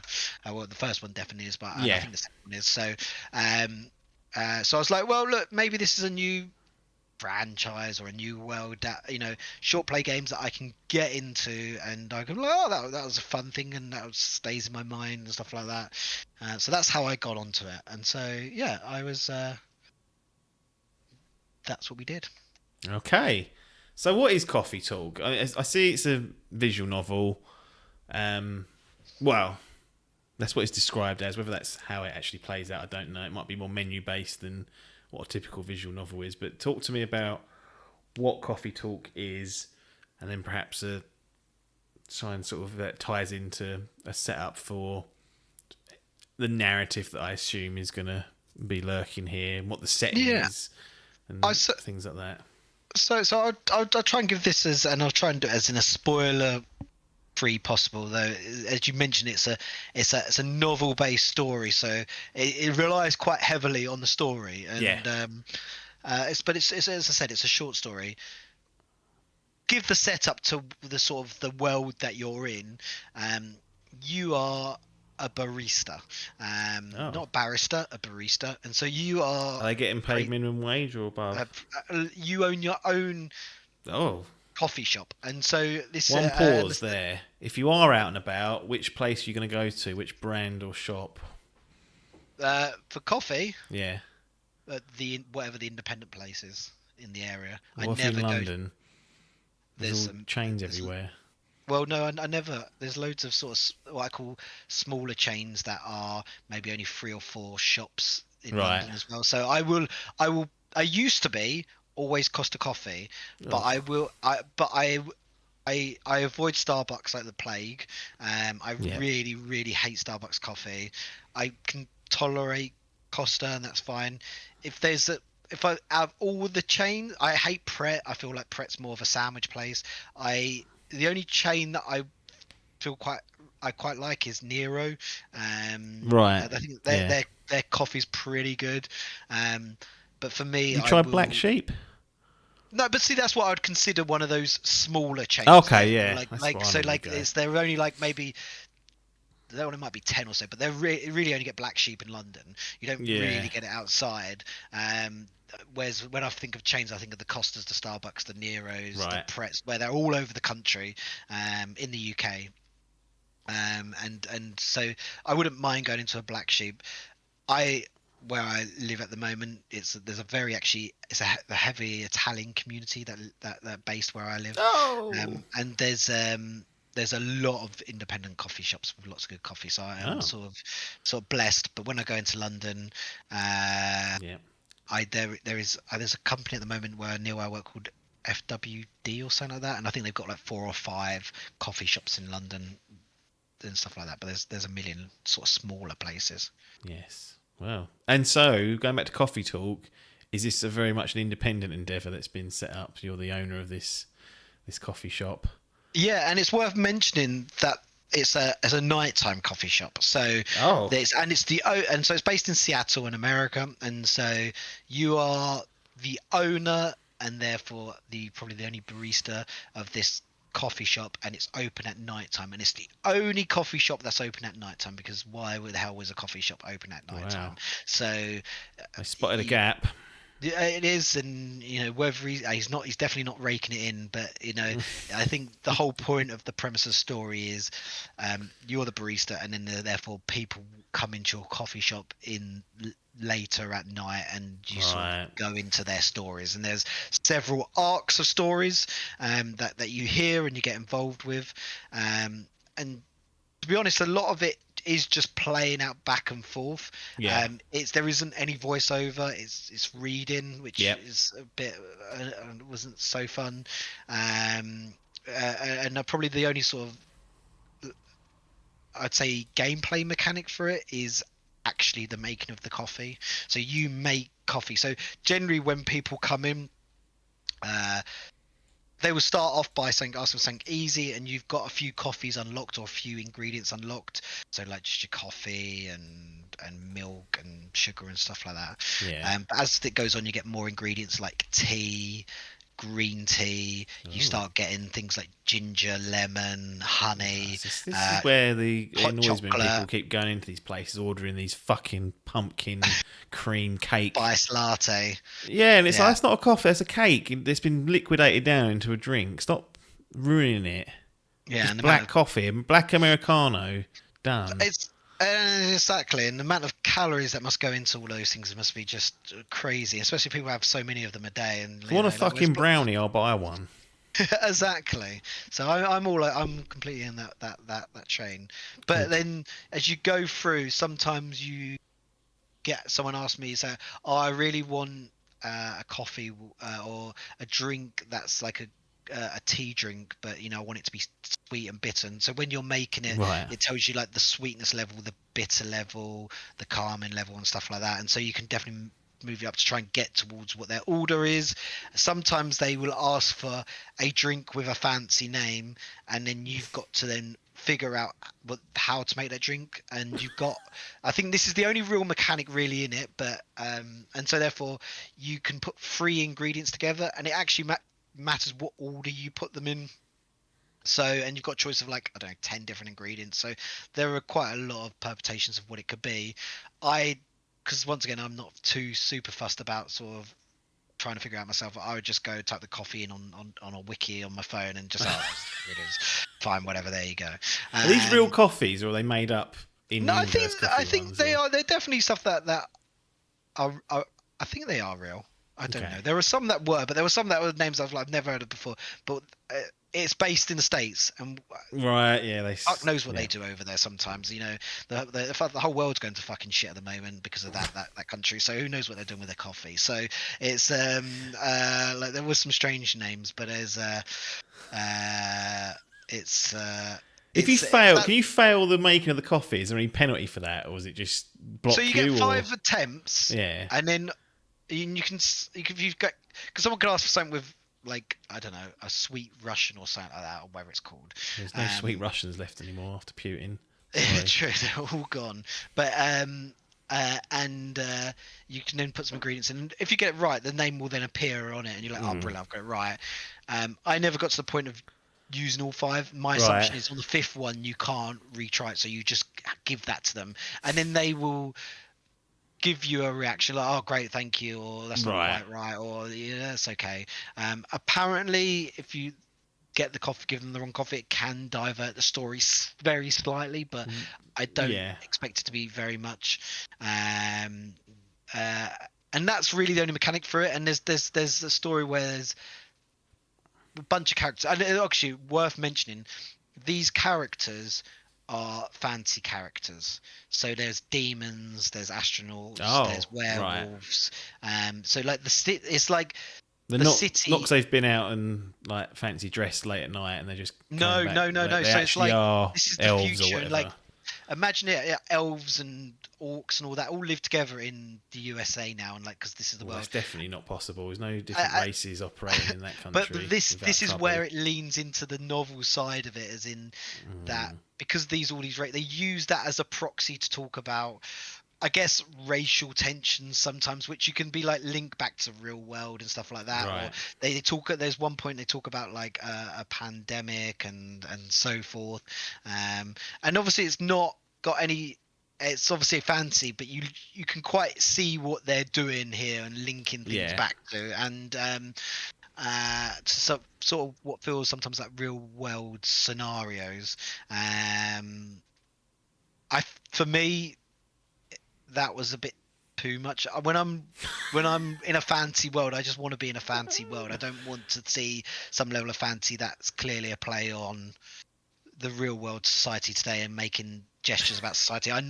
We all know how fucking shit and crap it can be sometimes. The whole point with playing these games is that I wanted to sort of take myself away from it, and so for me there was an element of that. But there are they've got their own personal stories, and I think there's generally only about maybe 8 characters throughout the whole thing that you meet. But then they come in at different times throughout the nights. There are some characters that are more prominent than others. There's you've also got like another thing to mention is that you have a mobile phone you can look at, and you've got all the characters, and the more you get to know the characters, their social medias unlock a bit more, so you can find a bit more information out stalk about 'em. them effectively, a bit like Facebook stalking. And there's like a newspaper art that you get access to every day, which gives you a short story. I Right. think, and I read every short story because actually Coffee Talk, and this isn't really a spoiler, but it just gives you an idea of how long the game is in terms of days. It's actually only 14 days long in terms of the time. Right. So 14 nights. So you get Couple of 14 weeks. stories in the newspaper, and they're written all by one of the women that you meet. But then there was like one story at one point that talked about, and these are obviously fancy, about a woman, French kissing cats. And so there's that element of sort of like furriness. Do you know, like how the sort of like to it and all like that as well. And I sort of like started thinking, what am I playing here? And I sort of got, you see some of these games online sometimes where people, I don't know, they're sort of like, I assess them more of those sort of Japanese, like, fancy sort of games and stuff like that, or Like Doki anime Doki or- and stuff, yeah, like that. And Yeah. it's not quite there, but there's definitely elements to it that was on that level, and I was like, oh, this isn't really hitting home for me. Isn't really tickling my fancy. So yeah, that is primarily everything to do with Coffee Talk. And you go through the story. There are interesting things that come out. You learn bits about all their lives, and there's an overarching arc, and you get to the end of it, and then bang, you're done. Coffee Talk 2, I believe, is a lot of the same characters. So there's a part of me that wants to play Coffee Talk 2 to see what's going on with their lives since. But also at the same time, I probably could just read it online or get a synopsis online, and I don't have to sit through another several hours of Coffee Talk.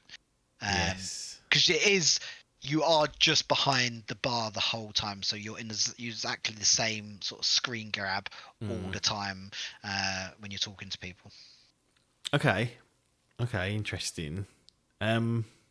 What's I don't know where else to go really. I mean, these games their scope isn't of a big AAA game, so there's actually I sometimes think I labour the conversation too much when actually there's probably enough information there for people to go off and understand.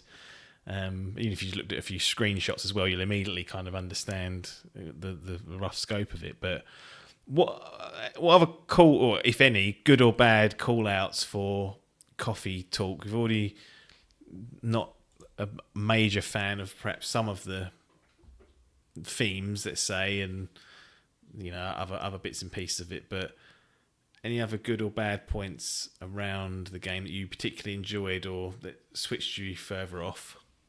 To be fair, I think I've pretty much, without going into the details of all the individual story arcs, which I think if you want to play this type of game, I've given you enough information to It's go, about okay, the quality of those then, really, isn't it? yeah, It's exactly. And there's some interesting stories that are going on, and some things that make you think a little bit. Yeah. I think for me, also the stories are generally not that deep, and you're not missing a major like oh my god moment, or you're not getting any of that stuff. And so for me, yeah, like I think if you want to play some sort of like fantasy style furry, take on the world and look at things like sexuality, and look at, I'm not a big fan of the word, but you could definitely see people like the Trumps and the Farages going, well, this is the most woke thing I've ever seen. And so it's there's definitely an element of that to this game. But if that's the type of thing that you want to play, I think this in itself is probably quite relaxing. Well mentioned, actually, interesting enough, one of the things that sold it to me was that there is lo-fi music? Is that what they call it now? Like that. Yeah. That's and so you have on the app you can flick between songs, and it would just that's going background. And I thought, oh, this might be quite nice and calming. And it starts and it's nice. But there's like 4 or 5 songs, so when you're playing for 7 hours, 4 or 5 songs over and over again, like by the time you get to the end of it, you're like, oh, I'm fucking sick of this song.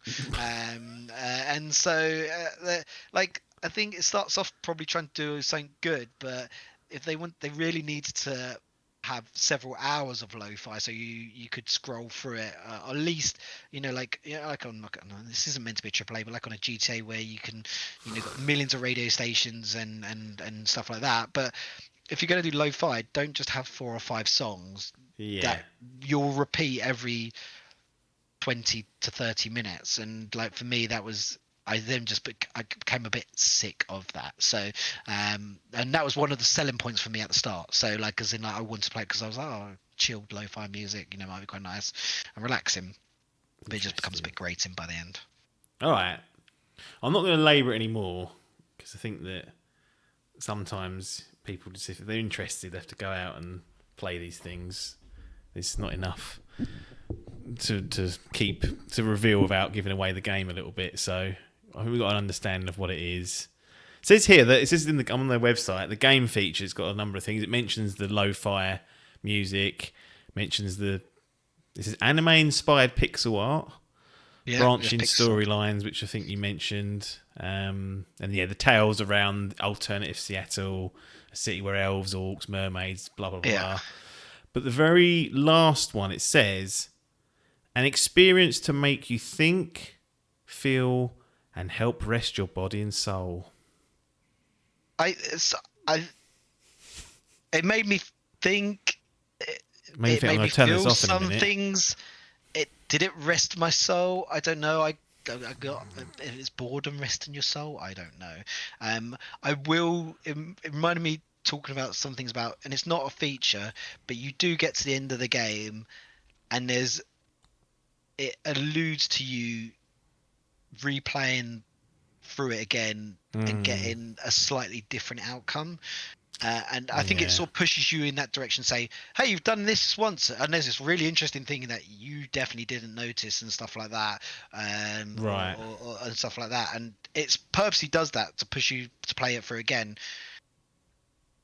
There are people that have done it. I've just read up what happened online. I didn't go back and play through it again. I was like, I'm not spending another 4 hours. Did it sound like it was worth doing? No, okay. Yeah, I think no, you'd have to give away some of the story to sort of like. That's fine. But I guess the element is that don't be tricked. I felt like I got to the end, and I was at the end, but then there was like, well, there's a key part of the story that you'll only unlock by playing it a second time. I don't like that. And there's some, and I was like, oh, but I have to sit through. And actually, people say, oh, you can just click through things very fast and get to certain points, and then listen a bit more in depth, and then the ending of the second time will be different and will unlock more.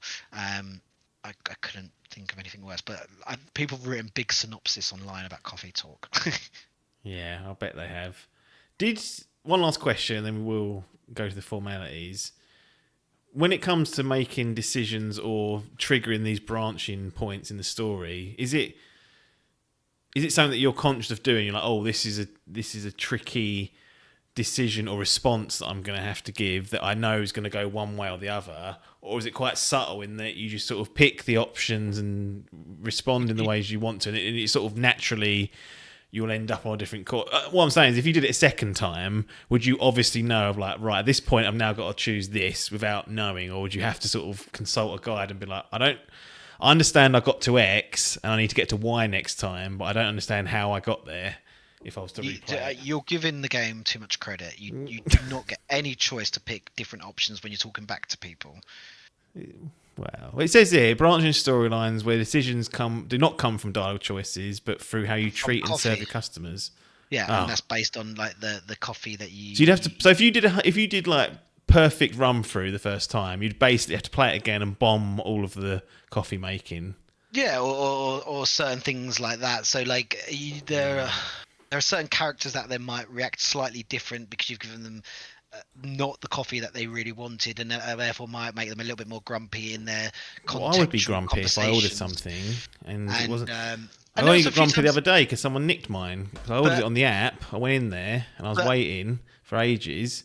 And I got to the end and I was like, "Have you ordered?" And I was like, "Yeah, here." And I was like, "Oh, someone must have taken it." So some other fuck nicked my long black. Cost me 10 minutes a time. Well, at least they remade it for you and went, "Oh, sorry." They did, yeah. To be fair.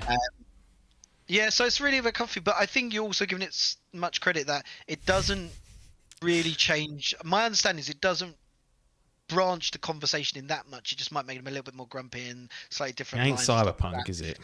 No, it's where then they want you to play through it again. They give you a bit more information at the very end of the first playthrough to say, well, now you know that bit of information. Listen a bit more differently over these days. It basically tells you which days to listen differently on, and so you can then, so it makes a bit more sense in a slightly different way because you wasn't thinking about it in that context. And then when you get to the end of the game, you get a different ending again because it recognizes you've been through it twice. So fundamentally, the outcome is the outcome that you're always going to get to. Gotcha. Right. Coffee talk. Gaming's gallery of games. This is, often when we speak, I can normally predict. I'm like, well, it's clearly going to go into the gallery. It's not a problem. But this is a rare instance where it might be on the cusp. Anyway, I'm interested to hear. Coffee talk on Nintendo Switch. Does it earn itself a place in gaming's gallery of games, in the same gallery of fantastic games like Red Dead Redemption 2, for example, which we absolutely haven't recorded and split these two into on the same night? Different clothing. Yeah. I should have taken my hoodie off. It's months apart. People won't remember. Yeah. So yeah, does Coffee Talk get to stand side by side with Red Dead Redemption 2 in the gallery? Well, so I think it would be unfair of me to say it's not going in the gallery if I've got Coffee Talk 2, whether it's called Hibiscus and Butterfly, and I've said that I want to see where their stories go. That being said, Coffee Talk 1 has made me realise I don't want to play Coffee Talk 2 and realise where their stories are going. So for that reason alone, it isn't even making itself into the gallery. I self-storage. I really didn't enjoy my time with it. That's It unfortunate. really wasn't for me. I powered through it because it's such a small game, but it's I sort of feel slightly annoyed that it's a double pack, and I'm never going to play Coffee Talk 2. And maybe I need a couple of years break from it, but it's an interesting what happened to some of these characters. But no, it's not for me. I'd never ask anyone to play that.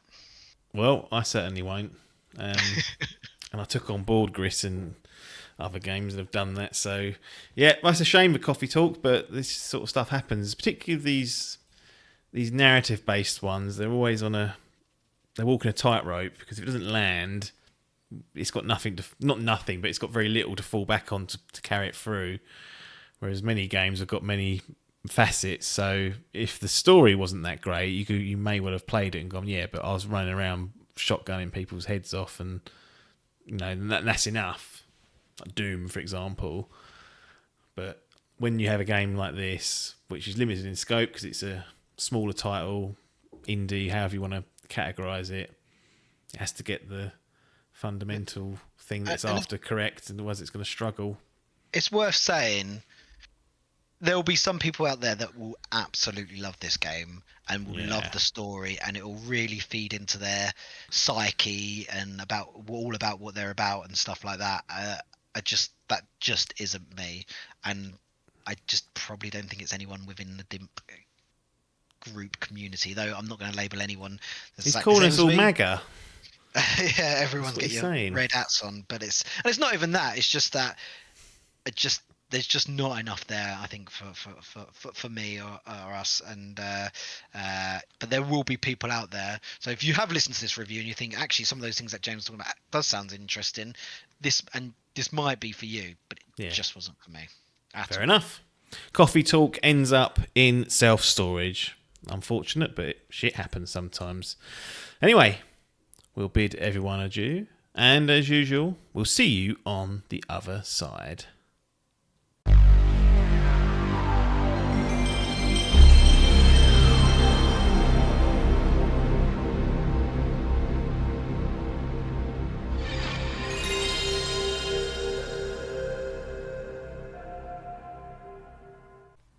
Here we are, Logan and Apps. We are back. I don't know if we're back. It might just be the next one in a long series of chats. It might not have even been me and you in the one before this. Who knows? But I would have been in it, I think. I don't think anyone. You would have been in it. Me. I like the day when there's one that's done and you're not actually there. I would like that too. Yeah. I'd love that. Auto-produced content. So yeah, basically handle you're the it. constant, and then there's others that are here either being probed or perhaps doing the probing. But Yeah, we're so here today. if you switched on for the first time and hate me, you've had it. Because Yeah, can I you will imagine if you literally like be got the whole lurking. cast, and Yeah. then you're just the one constant cast member throughout the whole thing? Exactly. Like, oh fucking hell, here he is Can again. happen. When are they going to get one of the others in? There are more increasing. I've seen this on YouTube videos, like someone that I used to watch where they produce content. They usually got like the same other creators or kind of cast members in there. And then you kind of get to know them, right? So you Yeah. kind of know them and you like their personality, you know what they're about and stuff like that. And then he's just got like apparently some of his comments on the videos were that he should get different people in.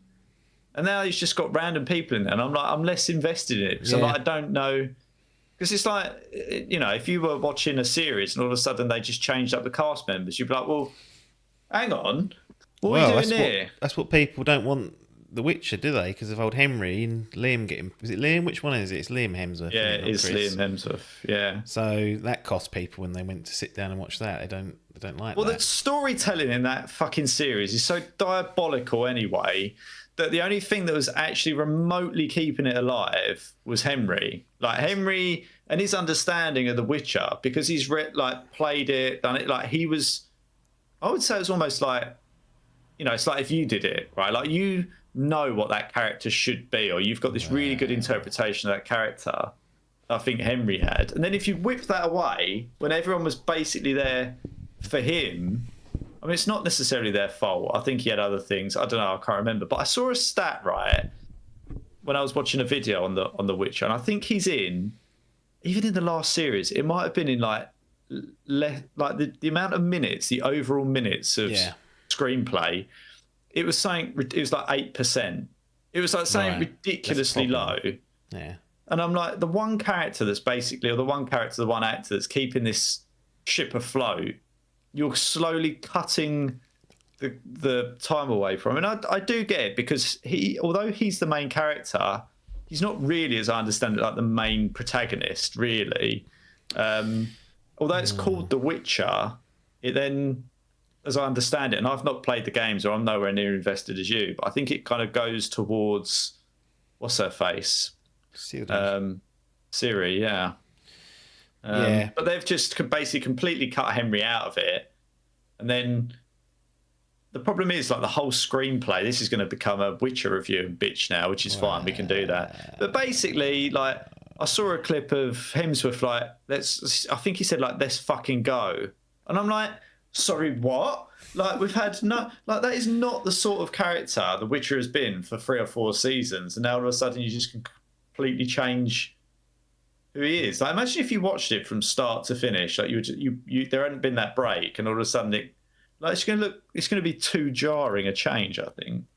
Yeah, it's been mishandled for sure, but it's fucking dead. We'll see anyway. it through. At some point I'll get to it. But does it deserve it? Part of me thinks it no, doesn't but deserve The Walking the Dead time. doesn't deserve what's happening with that. That's still trudging on like an actual zombie. It's not. It is. It's got Daryl Dixon. Final season, I think. It's just wrapped up the filming. spin-off. So I don't know what they're doing with the other side stuff. That got ridiculous. I feel like I stopped watching it on season 17 or something. Like it was saying egregious. I was like, come on. Like, how many times are we going to do the same circle? I couldn't do it anymore. But anyway. Yeah.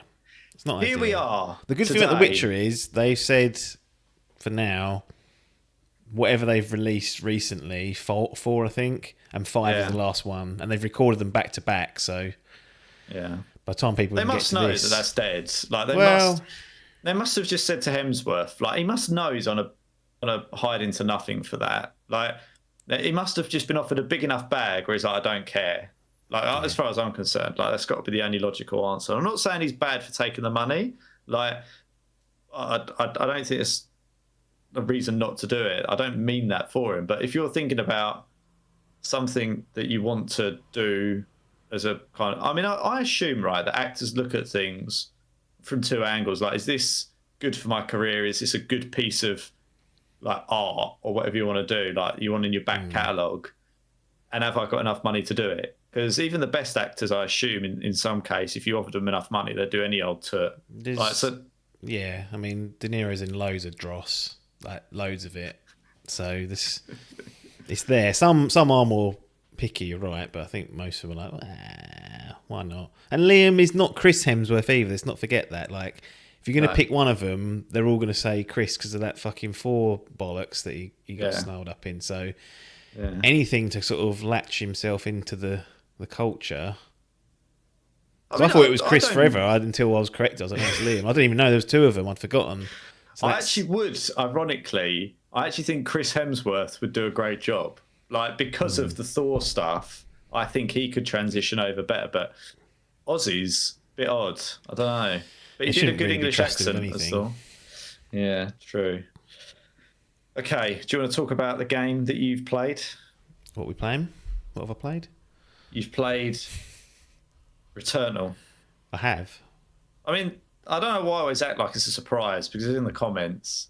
Like, this is not a surprise. So this isn't one that I knew was on your backlog, shall we call it? I assume it's. I mean, the backlog appears to be 5 years old at this rate because we're just getting around to stuff. There's stuff older than that on there. It's essentially. So here's what it is. Housemarque, who developed this game, they've done Resogun, they've done Alienation, they've done Next Machina. They've done a load of stuff basically, like mostly top-down or twin shooter style game. Matterfall's another one, but 2D for the most part, action games. Blah blah blah blah. They were in trouble. Sony kind of partnered up with them to do Returnal, then went on to purchase them. But really, I had one eye on this when it first came out because it looked pretty cool. But I was scared off by the perceived and probably warranted difficulty of the game. It is a roguelike / light, more on the like side of things, but I don't want to get too snarled up in differences between that because it's an annoying conversation, but we can talk about that more later. And then they had released or announced they were going to make a new game due to come out 2026, Saros, which is a similar concept, but they've specified that there's going to be more permanence to your character throughout the experience, which is different to Returnal in many ways. And that was, I think, one of the feedback items they got, and maybe one of the ones that I will have later on, was the lack of permanence in your runs, and the reliance, not the reliance, but perhaps the leaning towards RNG, what drops you get, etc., etc. And anyway, I thought, well, Saros sounds more up my street. I have played Hades, which is that's more of a roguelite than a roguelike. Again, I'm not going to keep waffling and labouring that, but I enjoyed that. Just help me through that in the real simplest terms. And I'm sorry that but I actually don't fully understand. So the first thing you need to know is I don't think there's an agreed term for both, but generally, if you have more permanent upgrades, weapons, stats that carry over through runs, that's more of a roguelite. If it's more reset, you start from scratch again, there isn't much permanence or any at all, roguelike. Now, most straddle the line between that. Some lean towards more permanence so that you will get stronger the more you play it. Others, like Returnal, have an element of that, like a small slice of permanence, but is tailored much towards the roguelike.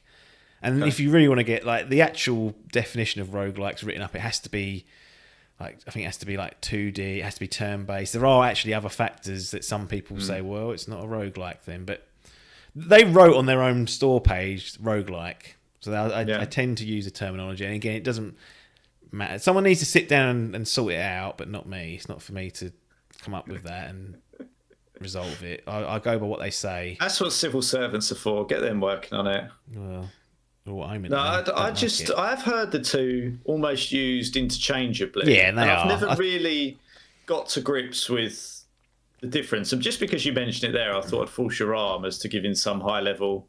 Because that helps me understand it as well, like for what you're going to talk about and others, you know, what the view is on both. And no one's going to come at you. I'm not going to go, oh, Well, they will. doesn't do that. They Well, will. let them, I say. Well, mugs. Well, engagement farming. Exactly. Really. We So can anyway, just title this Roguelike versus Roguelite. What's the the real real one? Dimp opinion?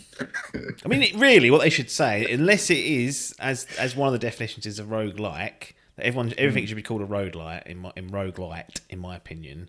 Like if you're going to force the turn-based stuff, then when you've got the developers writing it in their store page, I think, well, something's gone awry here, but. Because Anyway. I deliberately avoid things that have got roguelite in them. I'm like, I don't want to be one of this. To be honest, having played through a few of them, I don't blame. I can see there's a certain annoyance to the structure of it. Generally, it's whether they can balance it and get it right. Really, I like the idea of going for runs and sort of learning the upgrades and learning what kind of builds out your style and stuff like that. Like, I quite like that.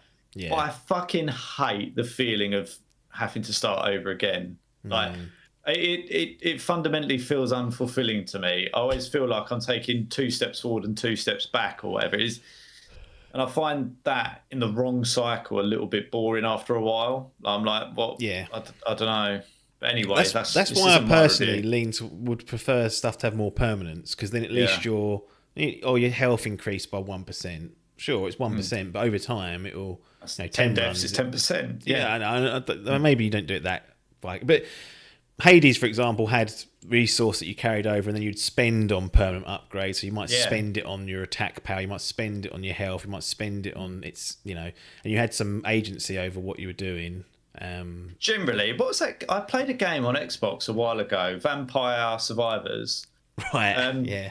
And I know this is a completely separate tangent. Like the games are almost like chalk and cheese, right? I get that, but the reason I quite liked that to play for a bit was because that there was this element of carryover. Yeah. It wasn't, there was that I think was a roguelite, but there wasn't. And this is why I've always struggled with it, because I'm like, if I feel like I'm taking something with me and there's a reason behind doing it, even if I die early, even, in certain runs I'll go, I'll just go for coins, or I'll just try and take the cash over with me so I can spend it on something. Like, it doesn't feel like a waste. But if I'm just sort of trying to almost redo everything every time I'm like, what are we doing here? And even after a little while, Vampire Survivors, I was like, no, come on.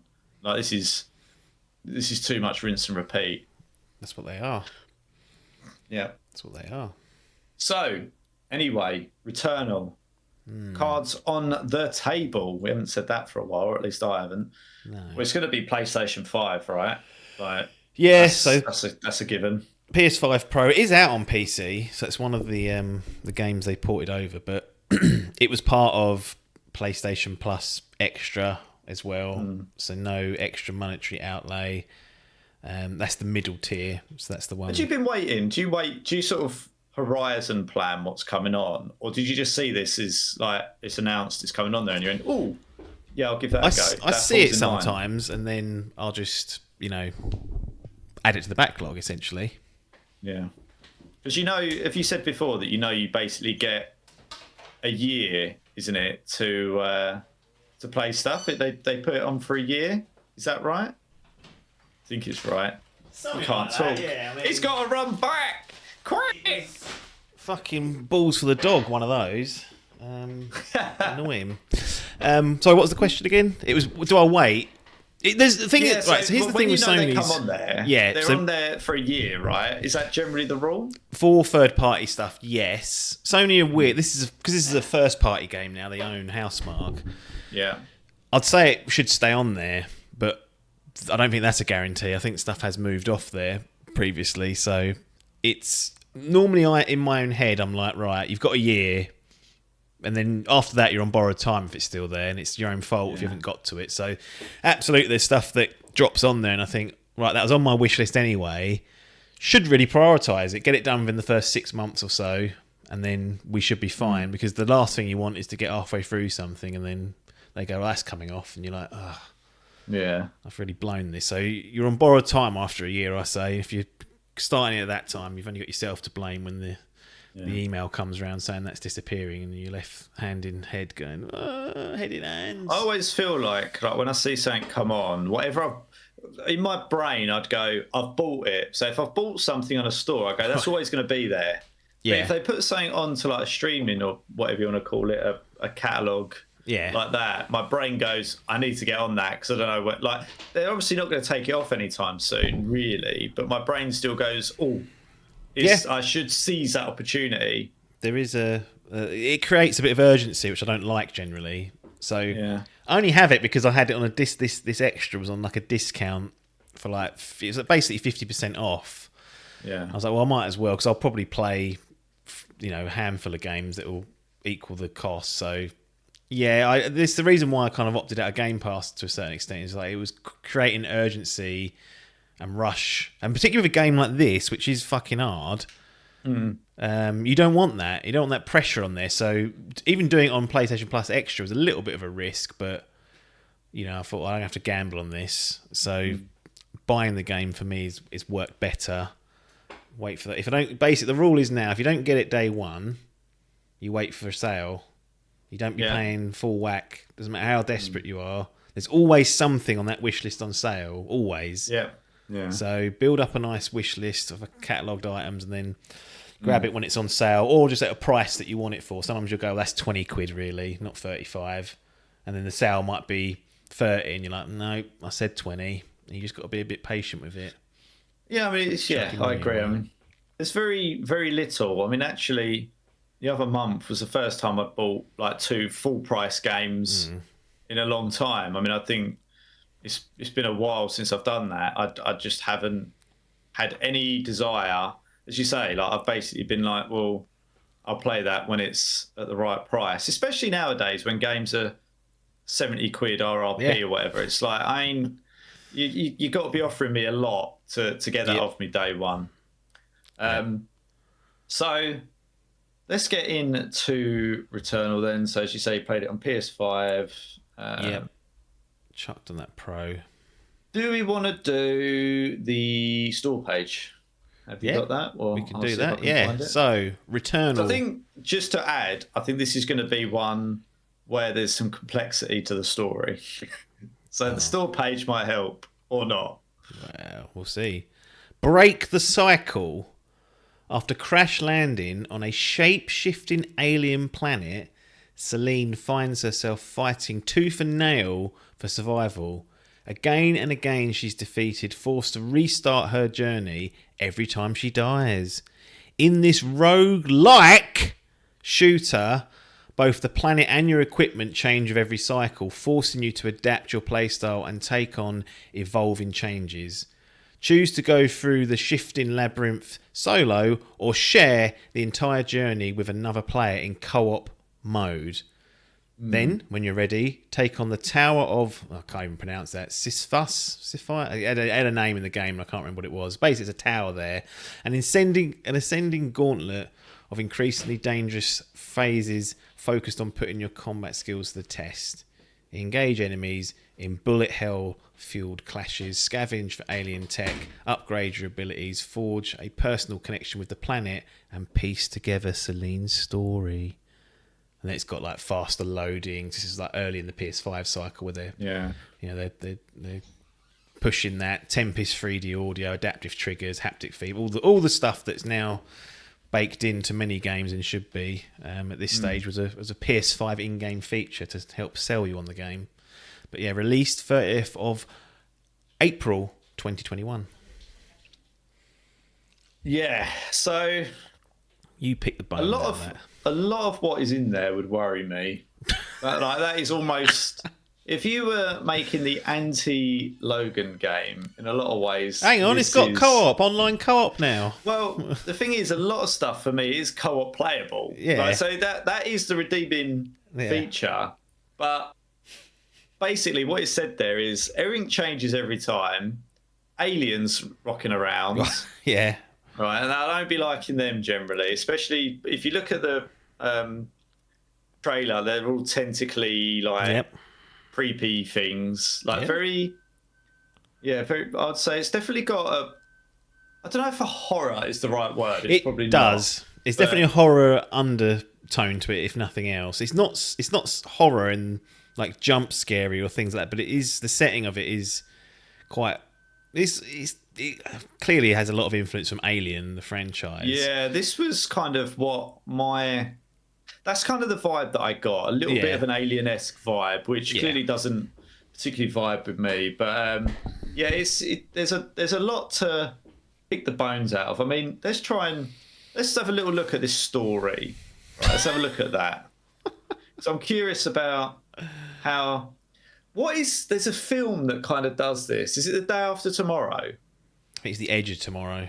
The Tom Edge Cruise. Basically, where every time he dies, he wakes up at the same point, right? Yeah. Is that right? Yeah. He's constantly playing that loop. So that's what I've got in my head for this, which is that you go through a set or like a run, and there'll be some variables in that. And do you do there's certain ways you try and take on a boss, die, and go, okay, well that didn't work. But then you can't even do it. You can't even think, I've got this. I'll shoot it somewhere differently because I assume there might be something different by the sounds of it. You got different gear, so you go, what the fuck have I got this time? Yeah, and you're almost waiting for the right weapon or something to like. That's a strategy for sure, but you will start every run with a pistol, which is the same. Your health will be the same. All other stats will essentially be the same. But as you go, the game's structured into rooms almost. Like you'll go through a door and it'll be a new room. It'll be an arena, usually, of enemies. You'll kill them.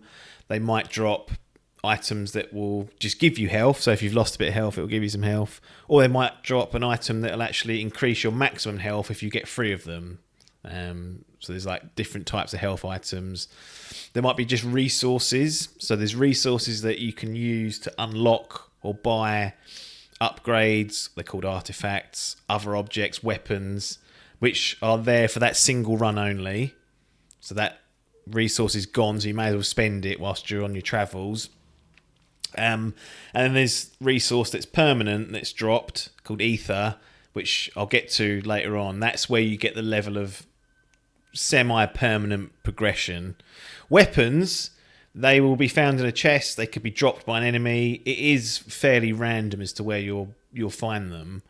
And each weapon will have a level which is always above your minimum proficiency level. So as you kill enemies, and this resets every run, so you can start from 0 again. So say you're on level 3, every weapon drop you get from there on out will be a minimum of 3. Sometimes it's a few levels higher, which is nice. And obviously there's types of weapons. So, shotguns, pistols. They're not. They're alien. They don't look like a shotgun or a pistol from Red Dead Redemption. They look obviously sci-fi infused. Rocket launchers, all the sort of stock weapons that carbine rifles, etc.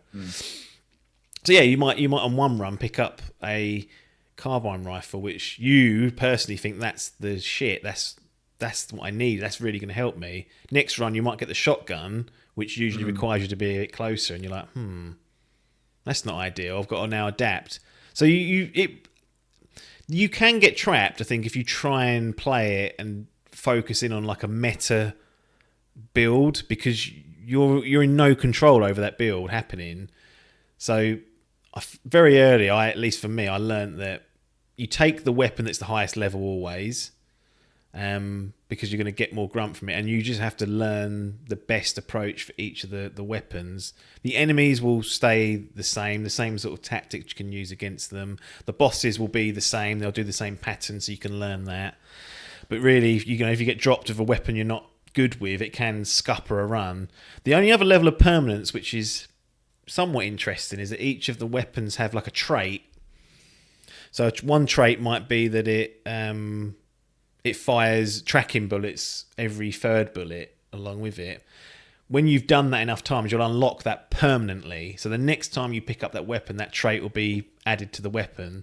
So actually one of the ideas is that you you use all the weapons that are available. You use them as much as you can. You try and unlock these traits, because when you get up to the higher end of stuff, some of these weapons they'll melt anything. Like if you've got the right traits unlocked, you can do some real fucking damage with them.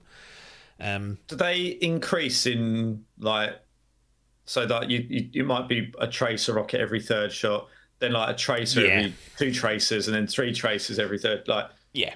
There's like a tier list. I think there's 3 tiers of traits, and and you'll get new stuff as well. Like it'll add corrosive damage as well. It'll, you've got a 5% chance of damage healing you, which is it can be vital. So there is an element of, yes, there are probably weapons that you would prefer, and that if you've unlocked better traits for, you're going to be better with, but the game will not let you just rest on that unless you want to restart every time you don't get the right weapons. And you will get multiple weapons per run. You're not locked into one weapon. You'll get half a dozen per biome probably. We can talk about the biome and the structures a bit later on, but it's not like, I've just picked up the shotgun, that you're going to be stuck with that for the whole thing. You'll probably find another weapon within 10 minutes, 5 minutes, depending on the RNG of it. The same can be said of the artifacts and the abilities and the upgrades. Like you could go to a machine that's offering 2 upgrades, neither of which you want, or you find useful. Like you want to increase your health. You don't necessarily want a damage increase, but do you take it? Do you not? Do you spend your resources? Do you swap out? You're always making a decision, I guess, which is kind of one of the strengths of it. You're always forced to make some sort of decision on what to do. And they even introduce things where picking up health in some biomes has a chance of actually damaging you because it's infected. And it's like, well, do I even take the risk of picking this up? Because I might end up worse. So if you've got a small amount of health lost, you might double think. Yeah, you exactly. might think, it's not worth it because I might actually lose more health than I gain. Right. And there's even these things called parasites, which you put on, which have a buff and a debuff, which are pretty randomized. So, buff might be, it'll save you from a killing blow, but once it dies of a killing blow, it'll give you a permanent malfunction, which might reduce your speed by 10%. Right. So there's a lot in there. We could sit here for hours talking about all the intricacies, because they've done a good job of at least having a lot to think about. Now, when you first play the game, you think, what are they doing here? There's too much. You can't get your head around it. It's overwhelming at first, I imagine, until you kind of learn how it all kind of works and plays out and stuff, and you get to know it a bit. But and the only thing is, you're always, or at least I was just concerned of like, am I making the right... There is clearly I think there is a meta-ish way of, like, you pick these type of parasites up, you don't pick these ones up, you take the risks here, you don't there. I think there is some sort of strategy that people can employ, but I must say I never really got to that stage where I was comfortable enough to do that. I just knew that trying to build my health out was probably the best thing to do. And annoyingly, the game kind of knows when you've got... I think the game knows if you've lost 5% of your health, or if you've got full health, because almost every time if you've got full health, when you go to pick up the health item, it'll be to boost your maximum health or work towards that, rather than, a 10%, increase of your health at the time, your HP. So trying to get through rooms unscathed was massively beneficial, because every green item in that room afterwards would probably just boost your maximum health. But if you lost half of it, you'd lose 2 of the items, just replenishing what you've lost. So it kind of weirdly rewards you for being good, and in a weird kind of way. And I'm like, is that a logic where it's like, okay, people? Yeah, I'm trying to think about how that might play out, because it's normally the opposite, right? Normally, if you've lost health, there'll be logic in there that it's more likely to give you health buffs, because it kind of goes, okay, well, this one, that's what they need. Whereas in this, it's kind of the opposite, where it's like, if you look after it, you get more. Yeah, you can build momentum like through the run. Yeah. Like, the better you are, you're at an advantage, really. Whereas the worse you are, you can spiral and get caught just chasing your tail. But there's not. There are upgrades to upgrade your overall health and things like that. Like you can buy, you can get like disposable items that you use once that'll just do that. So there are ways around it. It's just that's the most common way, and that's the most common kind of design I noticed was, if I've not lost any health, I'm at a massive advantage in terms of increasing my maximum health overall. They call it integrity, by the way. These people suit integrity. So once that fails, I guess she dies. But Yeah. Right. Okay. that's that. So basically, the idea is that Also, just sorry, whilst I remember, you said, the better you play, the more you are rewarded. There's actually a system in it called adrenaline, where if you get 3 kills, I think it's 3 kills, you move up an adrenaline level, and that gives you, a bit more speed. Then level 2 will let you see the enemies through walls. Then level 3 will... And then, so again, there's like a chain effect of the better you're playing, the more powerful you're going to be. And I think that caps out at level 5. So that's definitely a part of the game, is like, yeah, if you're on a roll, you're probably going to be better off. If you're struggling, you can get kicked in the gut a few times and you'll be down the dumps, but build a bit of momentum, get going, you can take profits. Yeah, interesting. So I assume the idea is to kind of progress through the story and progress through these rooms, biomes, or whatever as you kind of get through. So what happens? So are they like save points that you go through, and if you die, you restart from certain points? So they fix like. So it's interesting. The game is basically split in half. Okay, so you always go back to your ship, always go back to that first ship, and there are 6 biomes overall. Okay, and once you do the first 3, you'll get access to the next 3. But if you die on the next 3, you haven't got to go back to the first 3. You go back to the 3rd biome and then do your 4th, 5th. So it's sort of like a midway point in order to do that. So that's the only kind of checkpointing they've got, is that once you've kind of got through the first 3 biomes, you haven't got to redo those if you want to just crack on and do like the second half of the game. But if you're in, biome 1, 2, and 3, for example, you're in that first act, let's just call it that, or act 2, or whatever the act is. There actually is an act structure to it, but let's say, for example, act 1, I get to biome 2. So in order to get to biome 2, I have to probably kill a boss. That'll give me a key that will unlock a gate, which leads to a teleport that takes me to biome 2.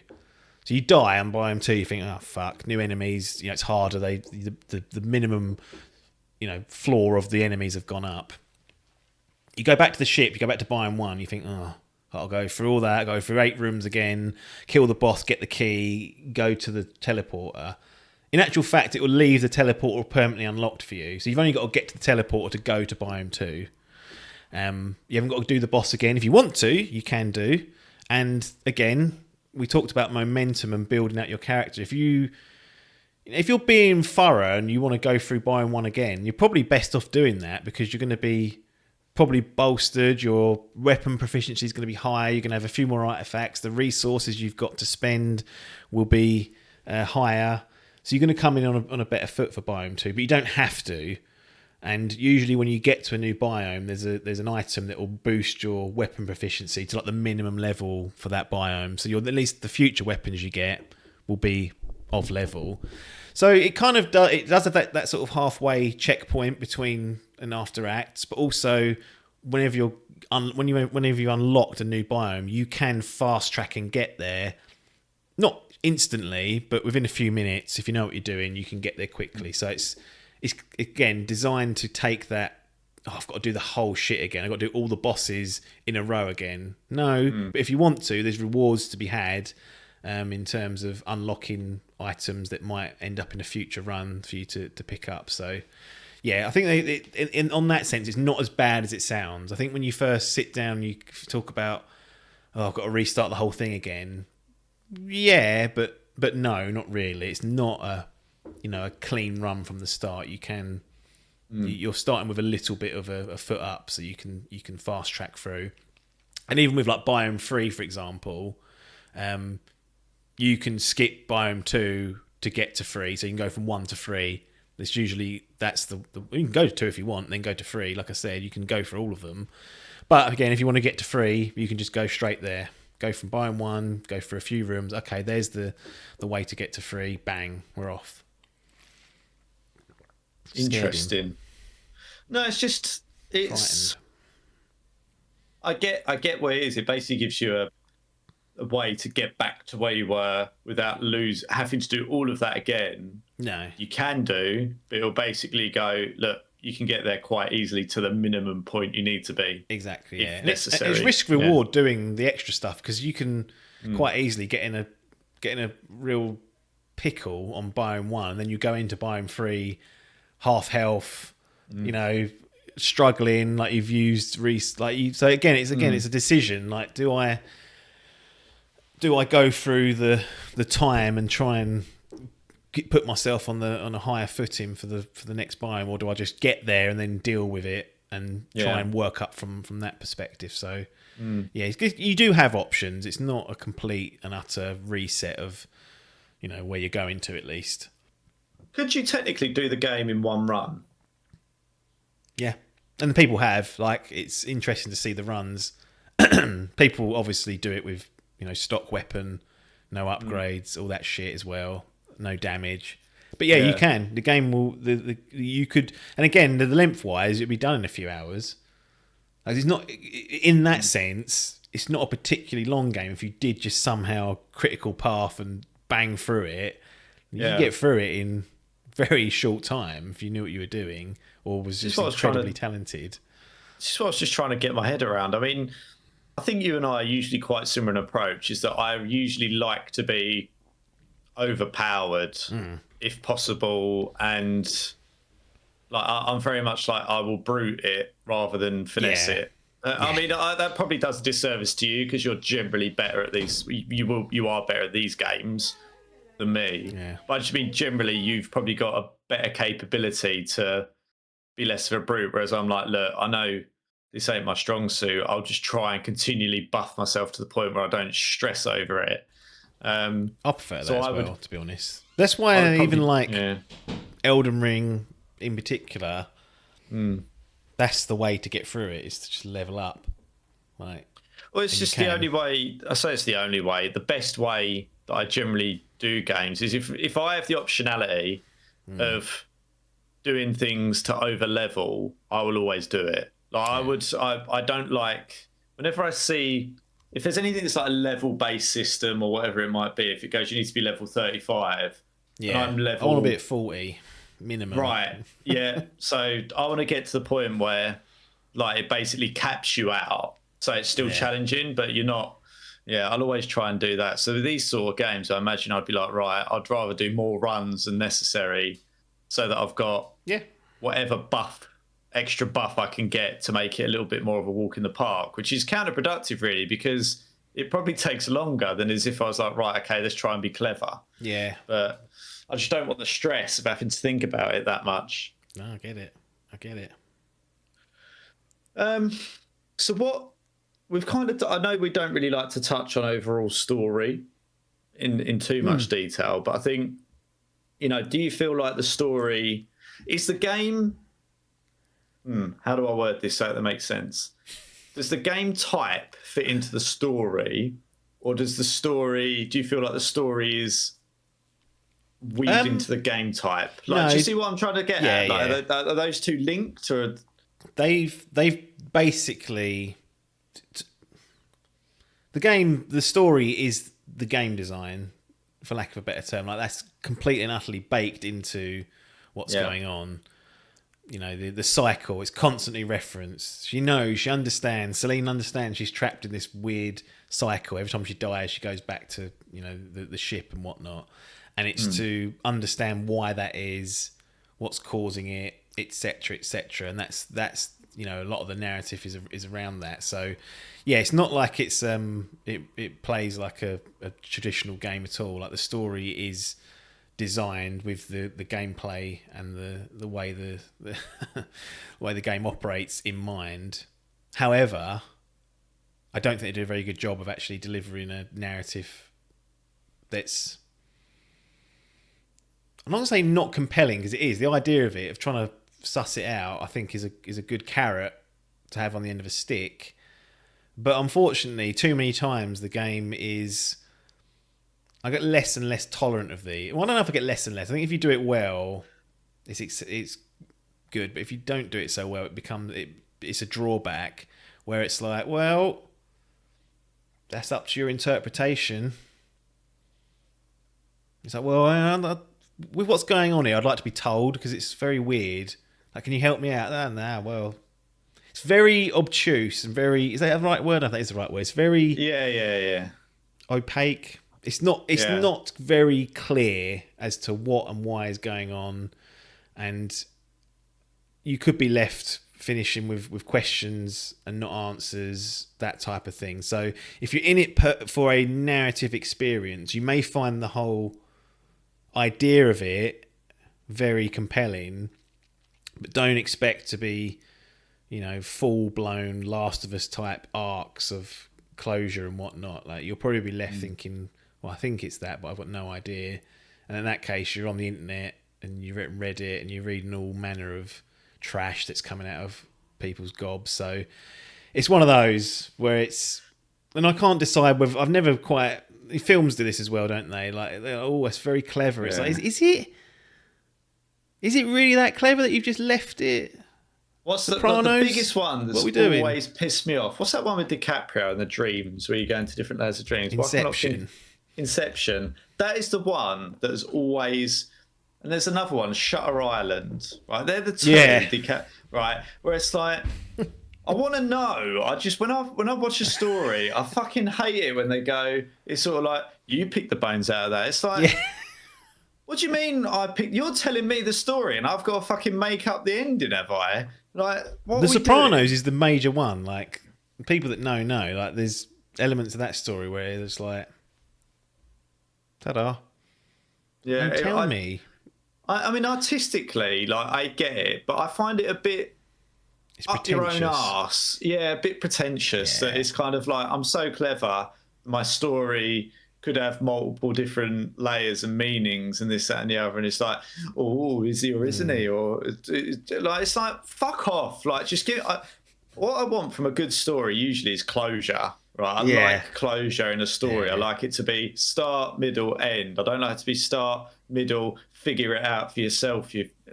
No, and that does annoy me. It is a particular bugbear. Like, I love Inception, I love Shutter Island, but you do go, what have I missed something? Like, is there something in this story that tells me whether they're alive or dead, whether they're in a dream or in real life, whether they're like, It's funny because in Interstellar, which was like Nolan's other film, they go out of their way, I think, to because it's quite complex of what's going on with time and space, and it's scientifically based in theory. Whether it works in practicality is always good up for debate. But anyway, they go out of their way to have McConaughey always break it down before they're doing something. Like, you'll notice there are scenes where as they're going to a planet, he'll be like, right, so this is that, so that the audience can follow it along. I think that's something they did on purpose, whereas Inception's a little bit more sort of like, ooh, what's going on here? Yeah. Like, but even with Interstellar, Biff couldn't fucking stuff, understand it, so they've done it for him. I mean,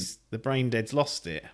I don't know what there is to. I mean, he literally tells you, like, when they're going down to the planet, minutes equals. Don't fuck about down here because that time's going to erode away on Earth. Yeah, like, it's quite a simple calculation, that. But at the end, I think of that specifically, it all gets a little bit like, what's going on here then? But they do a good. They don't leave that one as open as like a Shutter Island. Like, that's quite clear, basically, what's happened there. And there is literal closure. Yeah. Like. And I just fucking hate that spinning top. I'm like, get out of here. Get that totem. What's your totem? Have you got one? No, it's a good question, actually. I don't know what it'd be. What would it be? I don't know. I can't remember if I feel like they choose it. It'd have to be something that could tell you whether something or not was real or fake. I don't know. I don't actually know. Get one of these fucking deliveries. You got Piccadilly Circus in here. Don't, honestly. I have a go all the time because I say all I feel like I'm doing all the time is getting other people's parcels. Like, I don't know why this happens, right? I order parcels when I'm going to be at home. Yeah. Right? I will be there to collect my own parcel. And by the way, if I'm not, I will check with the other person that they are going to be here or that it's actually deliverable on that day. Otherwise, I won't do it. Whereas the other one, just fucking, it's like a constant stream of Royal Mail, DPD, They all come at Amazon. different times. Yeah, they all come at different times. So I literally go upstairs, sit down for 5 minutes, then another one will fucking rock up, and I'm like, who the fuck is this at the door now? What are we doing? And I'm like, what is this? How could then she goes, at the weekend, I need to go into town to get a few bits. How is this possible? You've had everything brought to the house this week. Anyway. Everything I ordered yesterday's got to be returned. Yeah, all that, yeah. Fuck me. Yeah. Anyway. Yeah. I ordered that and it's not what I wanted. Well, we could have just gone out and got it at the weekend, but anyway. So yeah, basically don't like it when these games are up their own arse. And I think generally pulling it back to Persona, I think that is kind of where the aggregate score has kind of left it broadly. I mean, there are some, I wouldn't say lower ones, but there are some that are a little bit more on the lower end, and there are some that are like, oh, so is one of the things, just when the game came out, there was no way to safely, and when I say safely, like a supported way of the game, to suspend your game and return. So if you were on biome 4, let's just say for arguments, or 5, whatever, you know, you're knocking around in there messing about. You think, got to go out now. The only way you could suspend the run was just to leave the game running and put the PS5 in rest mode. That's all they had. Now, they patched in the ability to suspend your run, meaning you could close the game down, turn everything off. If you had a power cut, it didn't matter. But I remember when the game first came out, that was a big talking point because people were like, well, this is just...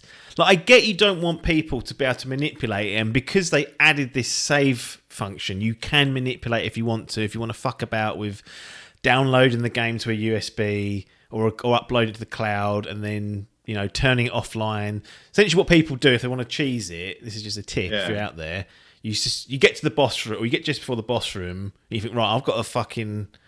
It's the first time I've got there, maybe, or I'm packing like a good run here. So you suspend your game, you then download that save, so you upload that save to the cloud, you then turn off the automatic syncing, or you download the save to a USB, which I think you can still do. You then go into the game, which has that save suspended. As you go into the game, it deletes the save behind you. So that's its little way of stopping you from just trying again. You fail. And you think, well, that's that all over. And you go, actually, I'll just now download the save off of the cloud that I had before the boss, or the USB state, put that on my PS5, repeat it again, make sure you've got a copy of it, try again.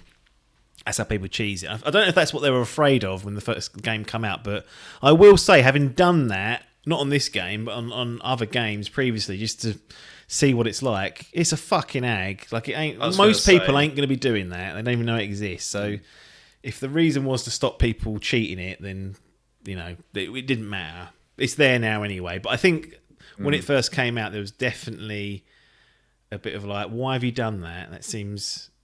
Like, I mean, we get you want the user to have a pure experience, but if they want to fuck about for a minute or two, download and upload, let them do it. It's not the end of the world, is it? People are going to find a way to cheese it anyway. And then they added co-op anyway, which makes the game, well, can make the game significantly easier depending on who rolls into your game. Obviously, you can get shitters in there, but it's no different from Monster Hunter, where you chuck a flare up there and you get some fucking god arrive, and you think, well, I haven't even got to lift a finger here. You know, you could get that in Returnal if you're lucky or unlucky. But yeah, that was. I don't know why I said that. Oh, you mentioned the reviews. I think there was things like that in the game which were a bit strange. Plus, there is no difficulty levels or anything. You just got to do what you got to do to get through it. So that's obviously going to rub people the wrong way. Yeah, it's not something that I'd actually actively thought about with like a roguelike and a run-based game like this, around like the whole saving and going back to it. But again, to your point, like, does it matter that much?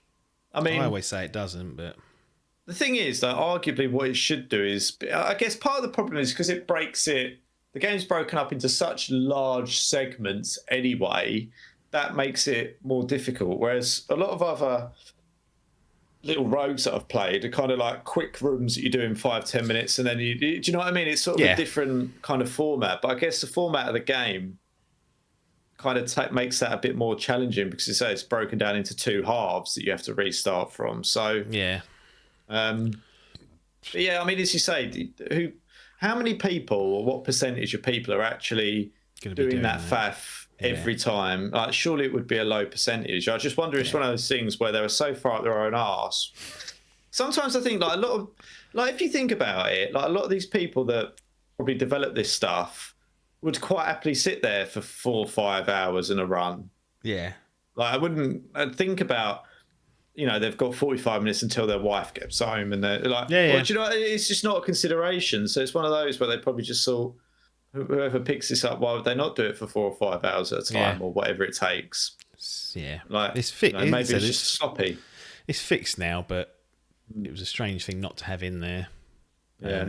And co-op feels quite bolted on. It works, but you know, the game wasn't developed initially with that in mind. You can kind of tell. No. But when you know, you it's said there. It was co-op at the start of this, I was thinking it doesn't sound optimal for doing that. Like me coming in and ruining your run. I mean, I can't think you. I mean, that sounds like your worst nightmare. If people keep going, because all the enemies get like an increase of health, and hit a bit harder. So, but you can revive one another, which is the trade-off. Not to full health, but you can get like the last third back. So you're that one life mentality. If you've got no artifacts that can save you from that, you know, it kind of removes that. And like I said, one person, if they're really good, can probably. Well, I've seen it. They can fucking dominate the entire game in one run. So if you bump into a character like that, you could be laughing all the way to the bank. It won't let you go from start to finish though. There'll be certain checkpoints in the game where it'll boot the other player out. Like when there's a big story beat, it will chuck the player out. So it's not like They said here that you can share your entire journey with another player online in co-op mode, not seamlessly. You'd have to then go back and invite them in. Joining. Yeah. So it's not like, oh, we're just going to set up a co-op game and play through it. It's like, no, you'll be booted out each time, and then I can invite you back in if I need to. I mean, it's not an absolute deal breaker but that would be annoying if that's how you were playing it. Like if me and you decided that that's what we were going to do, like that would feel. It feels more like artificial. The From Software games where you can summon people in for a certain part of the game and then they disappear after the job's done. It feels much more like a summon rather than a full co-op 2-player playthrough action game to play through. Yeah, but just the way they worded it. It'll share your entire journey with another. No, not entire, is it? No, not entire at all. You liars. Factually incorrect. Yeah, fibbing. So. Let's talk about perhaps some stuff specifically that might have annoyed you. So I think this is what I want to know. So you talked, I think, at the start or maybe pre-recording about some of this RNG. Now, is it RNG in itself, or is it the way that your whole run might be based upon the RNG? Did you specifically get annoyed at it because you were like, this is fucking crap, basically. You just get in that rut, can't you, quite easily? You can quite easily go from one run and get like, I need to kill that boss. Like, got it down to the last phase, one of them, pixel left I have, and I fucking died. And I was like, well, at least at that stage, at least I know I can do it. But of course, the next 5 runs, I couldn't even get to the boss. And you think, well, what's going on here? What is this fucking garbage? So you can really get put out of what you were doing. You're never really as good as you think you are, and you're probably never as bad as you think you are either. So that's just baked into the design of the game. But it is frustrating because you do just start with nothing but cap in hand. The permanence that you do get is so, I think, minute. The weapon traits, whilst useful, you can't get to the weapon proficiency to unlock traits sets of 2. It's still useless to you. So you still need to get through some hard shit. And then the resource they give you to spend on permanent, no, they're not permanent upgrades, but items. You go to this little like a little statue thing at the start of it, and you hand in 4 of this ether. And what it would do is it would generate, in most cases, a new item that you've not encountered before. And then for that run, you can pick it up and take it with you. Now, what it is, you can't choose. It could be useless. It could be good. It could be bad. But what they're saying is, you can now experience that item in a future run. It might just randomly roll in a chest or something. So their idea of permanence is that the access to the weapons and the items is permanent, not necessarily you're going to get them because it's all RNG based of what's in the chest. So it's just, in my opinion, for my own taste, it's just too skewed towards that side of things rather than my own. You don't have any agency. There's no strategy. I go back to like, what's the meta loadout? And it's like, well, there is one, but you can't. You've got no agency over that ever being delivered to you. You've got to just pick up the tools. So I get it because it does make you'd be surprised how much better you get with shit weapons that you were fucking swearing at 5 minutes earlier, and then you're bossing it 10 minutes later with that weapon. Like, you'd be surprised how good you can get with it. So the adaptability and the flexibility is almost required. But for my own personal taste, I just prefer it if it was designed with more permanence, more player agency in mind of, right, I want to start off this weapon at least, maybe that, or I want to have this, I want to choose what item I spend this permanent resource on again because I want to have this front foot to go on. But it doesn't have that. It's like, well, even the permanent stuff that you unlock will be random, and you may see it again, you may not, you may never encounter it again.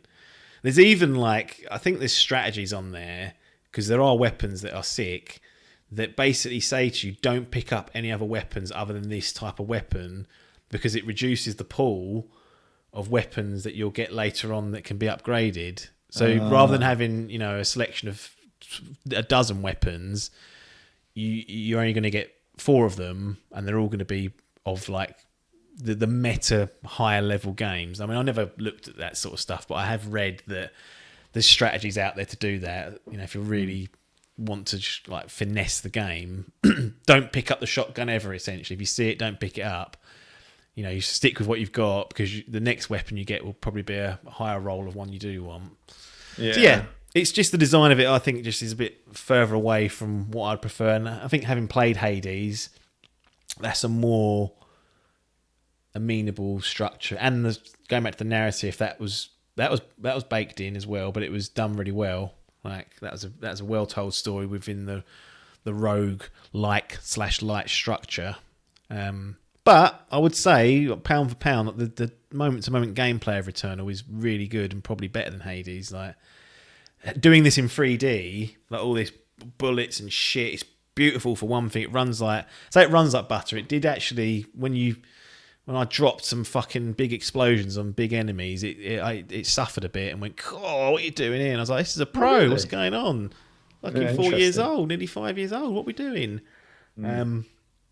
So yeah, it's the gameplay I felt was really good though. That's solid as a rock and enjoyable. You can feel yourself getting better. It's really satisfying, but the design around it just makes it a bit of a chore at times. And of course, I'm always wary of people that go for a really hard game. They're like, oh, this is a shit game. Like Silksong, I keep hearing this. Oh, it's too hard. It's too hard. Someone I was chatting to the other day, it's too hard.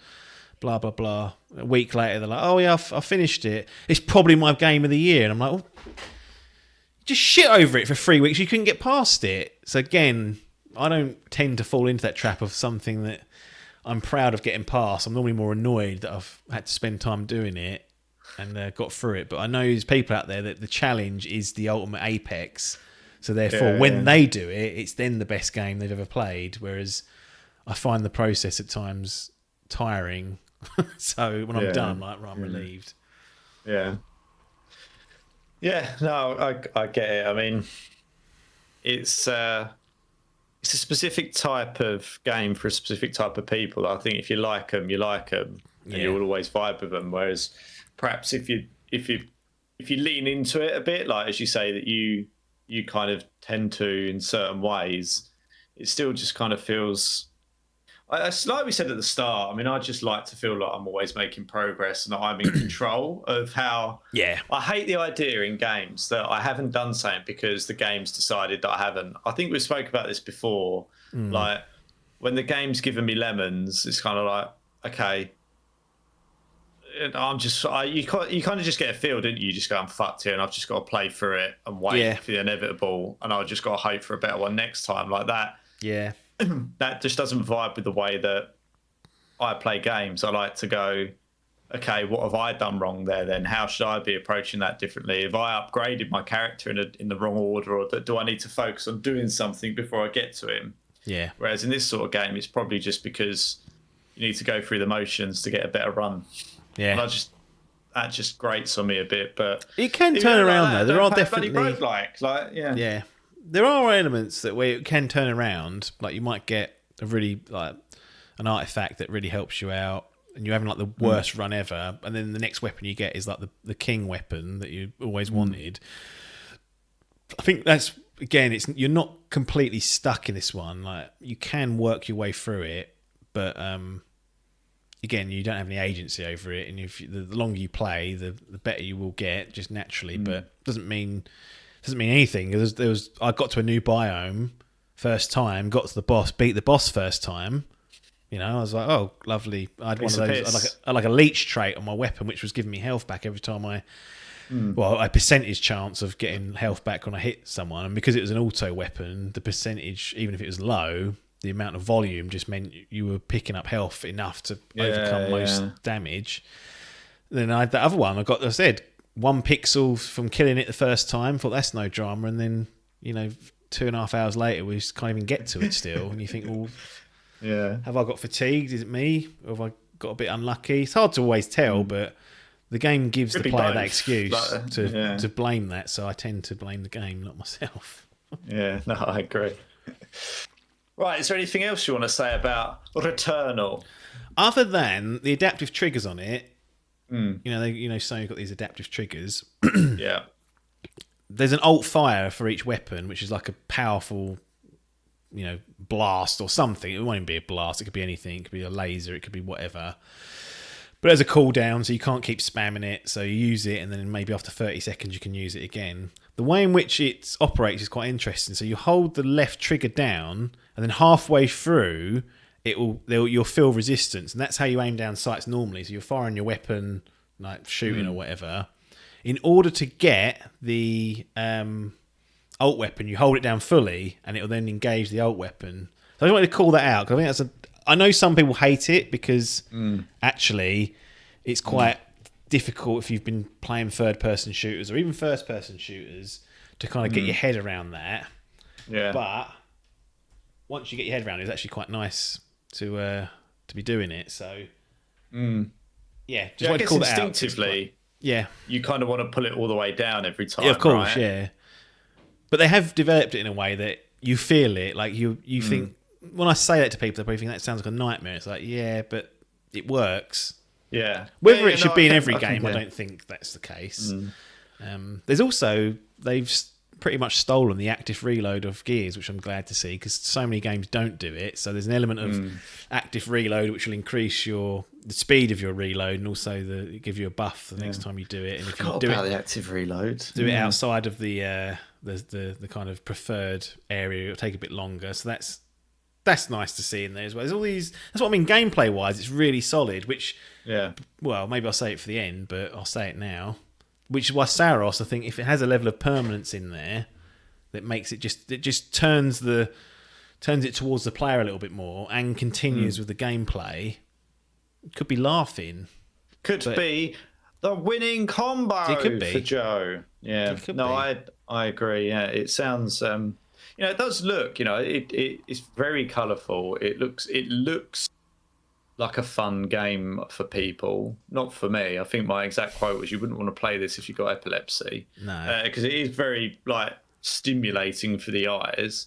But it does look cool. Yeah. And it looks like it's a very solid game. So, yeah, you just, I think roguelikes and roguelites are generally feel like a bit of a niche game. Yeah.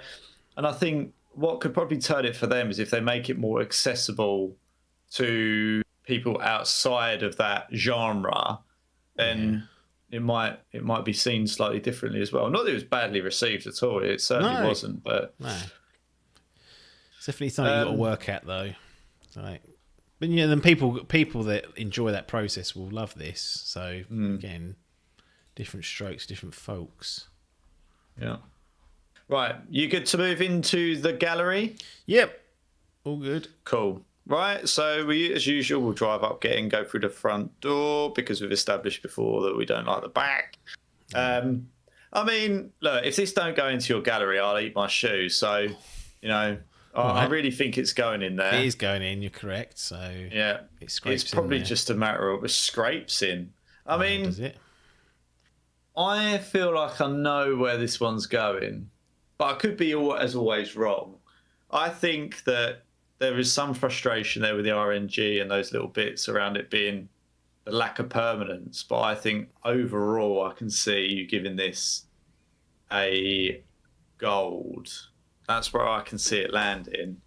I don't know whether I've maybe overshot the runway slightly, but I think it seems to have ticked a lot of boxes for you. I think it just depends on how much you overall felt that it ticked all the boxes.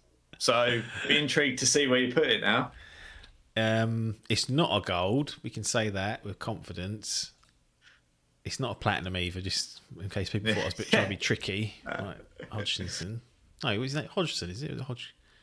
What's his name? Al. Don't know who you talk. Al. Tricky Al. That fucking football manager, Roy. Oh, Roy. Oh, the Al. I thought you were talking about Al. Like Alan Hodgkinson. No. I was like, who's Al? A-L. He's Hodgson. Oh, yeah. Hodgson. Yeah, Roy Hodgson.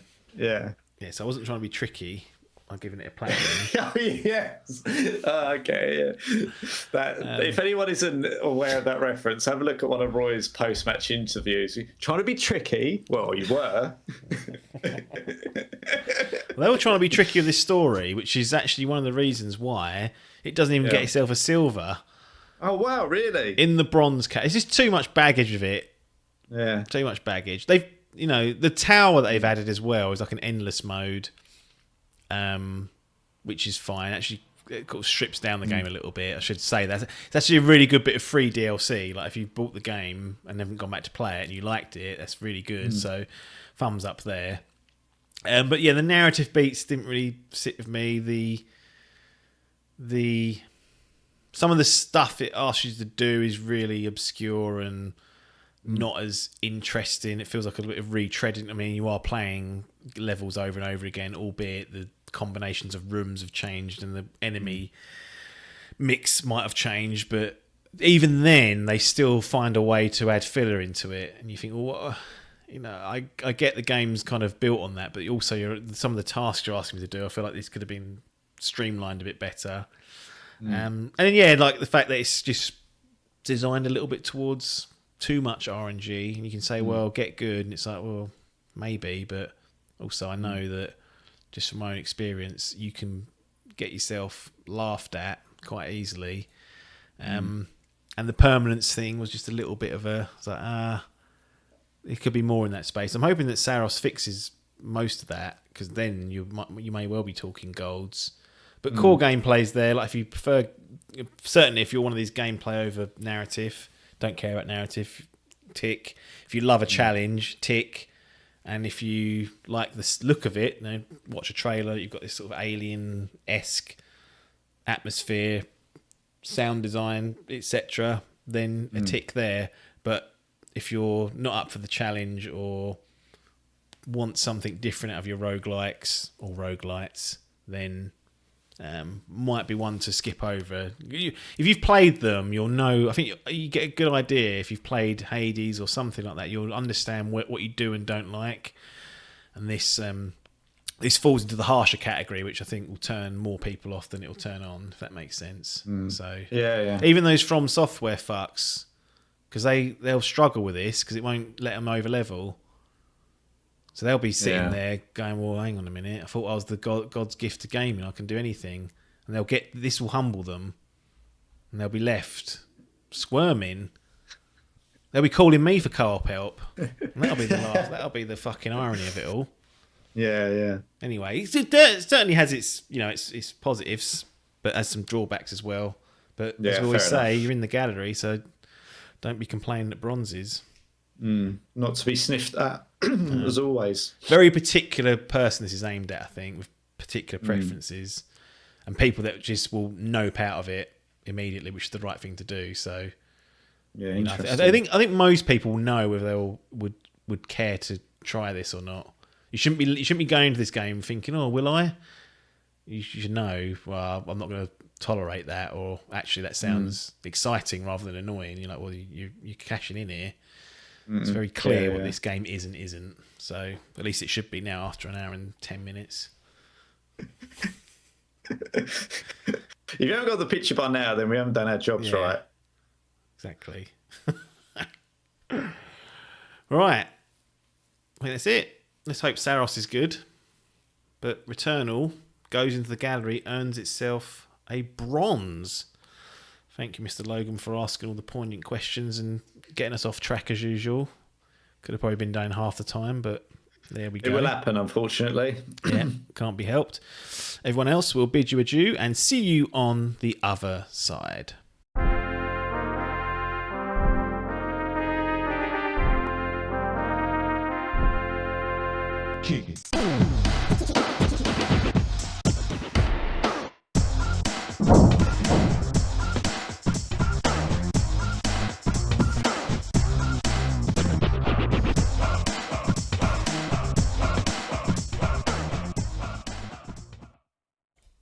Gaming's Best 2025. A rebrand of Game of the Year. Cool. Mainly because, with Hall, obviously we always bring Hall back just for this. Hello. I was going to make you do Dragon Quest, because you played those a while back, and then... Because wasn't it 1 and 2 that came... No, 3, then they did 1 and 2. Yeah. So I did 3 like inside and out, and it kind of broke my spirit a little bit. Yeah. It's long, and there's a big post-game section to it as well, and it was good. I really enjoyed myself in it, but by the time that I'd finished the main story, I was kind of ready for it to end, and then it goes, well, it's all this post-game stuff for you to do, and I was like, fuck. So got to do it. Yeah, exactly. But then 1 and 2 came out whilst I was still playing 3, and I was super excited for it. I was like, oh, sweet, I'll finish 3, and then I'll go straight to 1 and 2, and I still haven't played it because I'm still burning out a little bit, and now 7 Reimagined's out as well, so I'll have to do that at some point as well. Yeah, it's all a big Costa, big Diego. So that was the plan at one point, but then I dropped it. But we always bring him back for this version of it, and we have changed the name. People think, "Oh, why have you done that? There's no point. You've not changed anything." That's not true. What used to annoy me about Game of the Year was that it had to be a game. Yeah. And what I've noticed, I think everyone's noticed, is that the way in which some games operate is they don't release necessarily a new game every year, like Destiny, for example, but there are major expansions. And we had this with Shadow of the Erd Tree when it was in Game of the Year Awards, and I was like, it's not a game, it's a DLC, and you're calling it. So by rebranding it Gaming's Best, it can literally be anything now. And I think one year you had said, I would have put the Destiny expansion on here had it been allowed. I was like, yeah, that seems unfair. So let's especially open it up a bit. When, like you say, a lot of games are like, say for example, Erd Tree, which arguably could have been a standalone title. Yeah, but it was just kind of arced underneath the Elden Ring sort of umbrella, if you like. And a lot of the Destiny expansions were the same thing. They were all arguably bigger or as big as the base game.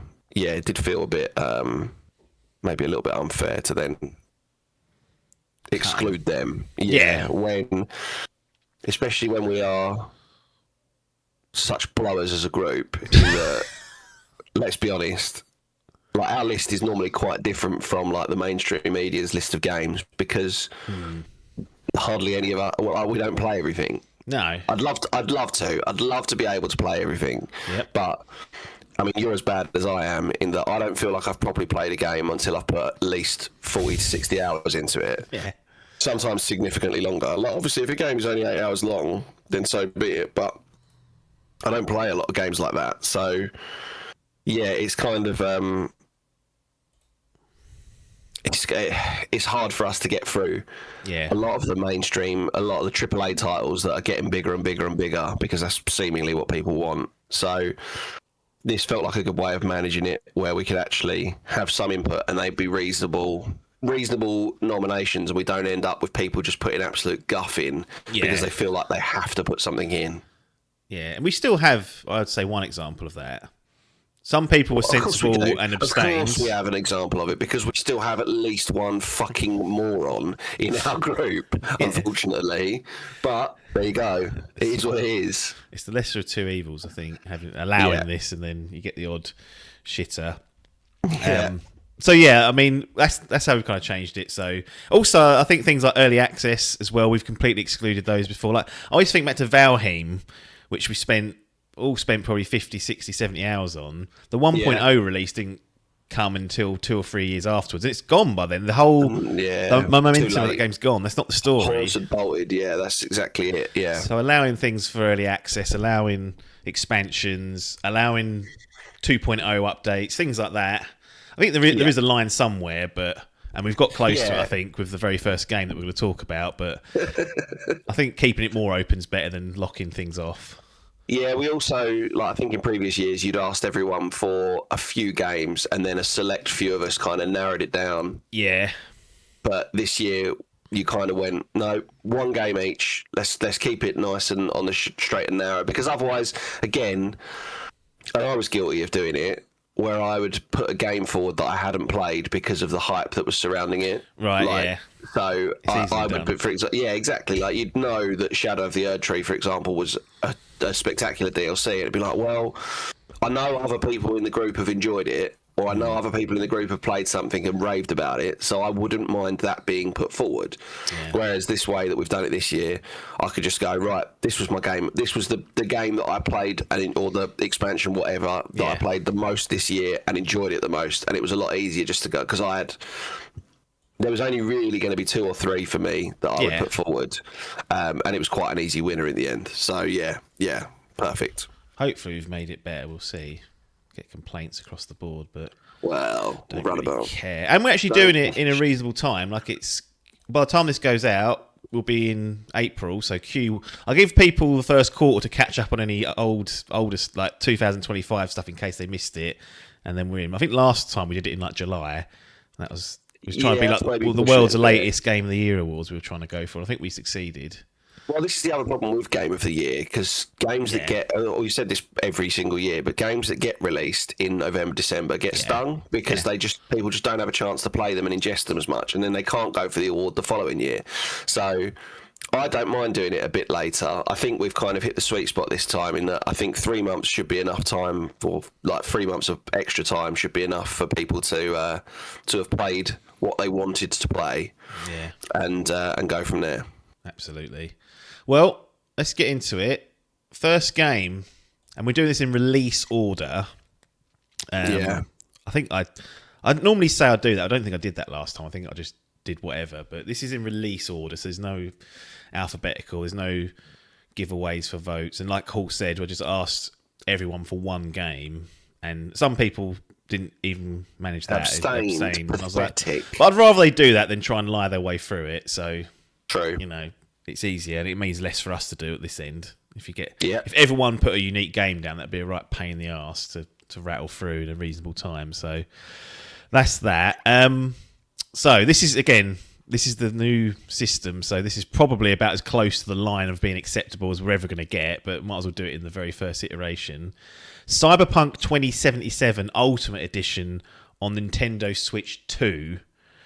So borderline. Really borderline. I think when they released their expansion back, because this game launched in horrible state for the most part. Yeah. And they did go. It took them a good 18 months to 2 years, really, I'd say, to fix it up. And there was a big 2.0 release. Thinking back retrospectively, that'd have been a good point to reintroduce it into something like this, where they've made like a significant update. So I think I would have been encouraging people to look at things like that.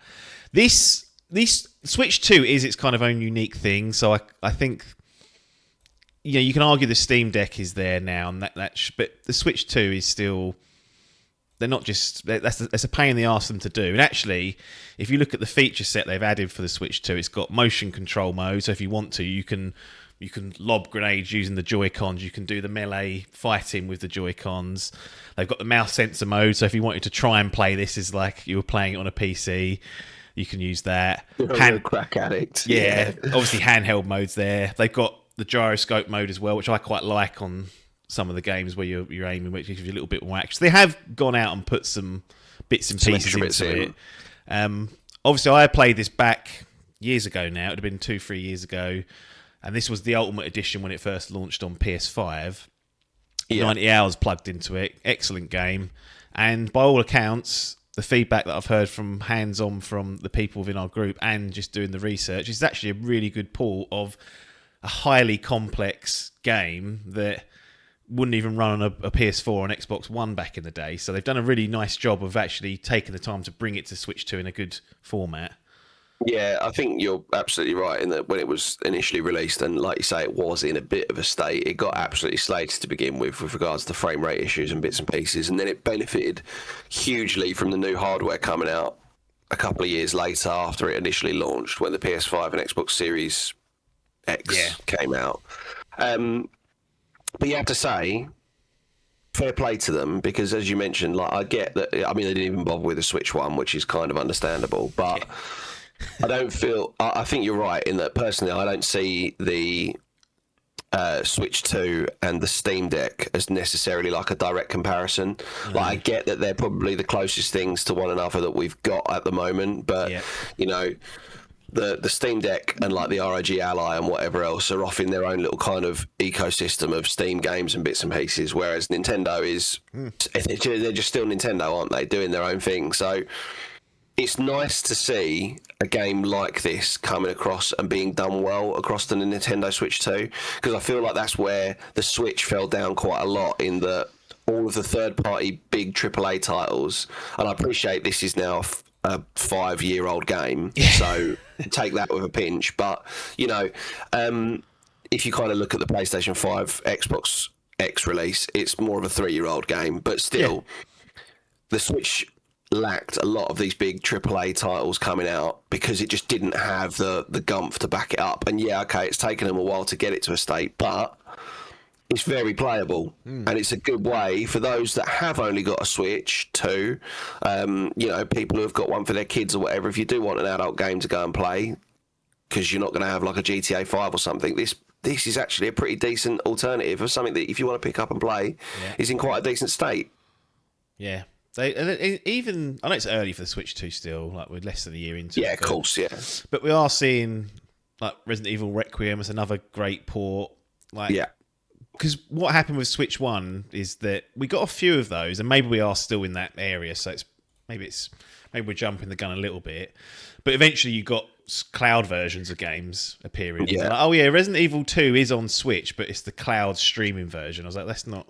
Which is guff, yeah. That's not, is it? So I hope that they can continue this. I do think at some point, though, they'll have to just peel off from the Switch 2, because it is what it is. It's kind of locked in. But I don't know. And the Series S has helped them out, I think, because everything's got to work on that. Let's say in some capacity. So I think whilst you're down there, you may as well have a look at the Switch and think, well, off we go. Yeah. And I'm not expecting you're not going to get every title. I don't expect to see like GTA 6, for example, make an appearance on the Switch 2. But then, to our point earlier around the Switch 2 and the Steam Deck not being comparable things, I don't want every AAA title to come out on this. I'm just saying it's quite nice that we can have a smattering of them, and when they do come out, they don't just get fucking dumped on like stuff has done in the past, or things did on the Switch 1, where everyone just piles on as this is an underpowered piece of shit and it can't run this game, which from the like you say, from early indications looks like it's not what we're going to be getting with the Switch 2. Again, as you say, early days, so give it an opportunity. But yeah, fair play. Yeah, I do wonder, like, Resident Evil Requiem, Cyberpunk 2077, how much do they sell on the Switch 2? Because I always think the Switch 2 audience is so skewed towards Nintendo, Pokemon, you know, the franchise kind of bits and pieces. These games don't really hit that, and they're tonally very different. I do wonder, like, how well these games do on this console, but on the Switch 2, it'd be fascinating to see.